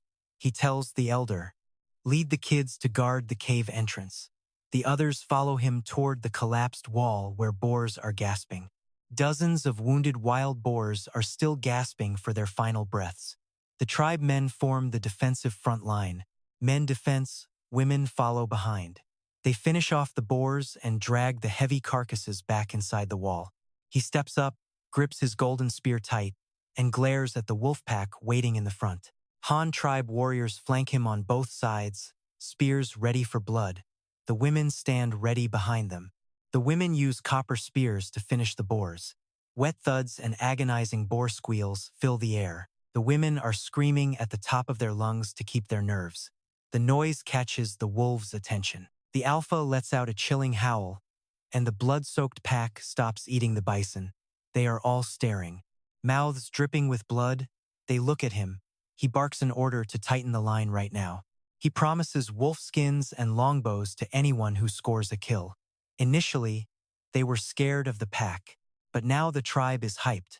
They are looking at the wolves like a massive payday of fur and meat. They can see a mountain of fur.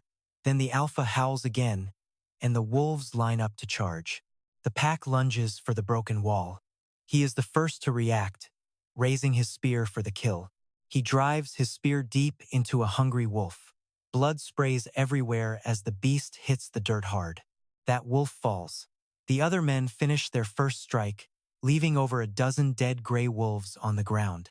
With Ruo and Huishan backing them up, 50 boars are dead. The women fill the gaps in the front. They join the front line, standing between the men. The remaining women form a second row with copper spears. The second row is ready for any surprises. This is a full-blown tribe defense, and the clash is brief. 40 wolves are already piled up. With the women joining the fight, the main line pressure is finally lifting. The Han tribe is holding steady, but gray wolves are crafty and won't just lie down and die easily. While no one is looking, the alpha sends a scout to sneak around and flank the whole group. He is planning a lethal strike. He has been tracking the alpha's every move and senses the trap. He scrambles up the wall to get a better view. At the main breach, 50 dead wolves are piled. The corpses form a new, mini wall of fur and bone. The alpha sees him climb and panics. Fearing his flank was spotted, he lets out a roar, changing the attack pattern for his shock troops. Huge elite wolves start sprinting forward. They trample their dead buddies to launch themselves high into the air. They try to vault over the spears to strike the defense directly. This surprise move gets his attention. He barks for the first row to advance and the second row to protect their heads from above. Suddenly, a wolf lets out a death rattle from the south wall. He spins around, his eyes going wide. Behind the south wall, Meat Package is swinging that massive trunk like a heavy club against the wolves. It is just hammering the wolves trying to scale the wall. Gray Mountain sees it and fights alongside him. The front line is finally solid. The alpha realizes his frontal assault is failing and tells them to stop. They stop the charge, putting all their hope on the flank attack to break through. Suddenly, a wolf leaps. A massive gray wolf steps off a rock and jumps the 10-foot wall, but an arrow flies through. An arrow zips through the air, tagging a wolf right in the throat. The rest of the pack, ready to hop the wall, totally freak out. A few more shots fly in, turning the whole pack into a hot mess. The big alpha wolf realizes his sneak attack just went sideways. Realizing they can't breach either side, he bails on the mission. He lets out this massive, eardrum-shattering howl, basically screaming at his crew to fall back. They try to go back to butchering those bison carcasses, but no way is our guy letting them walk after they killed his horses. He's not about to swallow that disrespect. Not a chance. He starts barking orders at the guys like a drill sergeant on a mission. Men stay on lookout. Women drag those dead wolves inside the wall.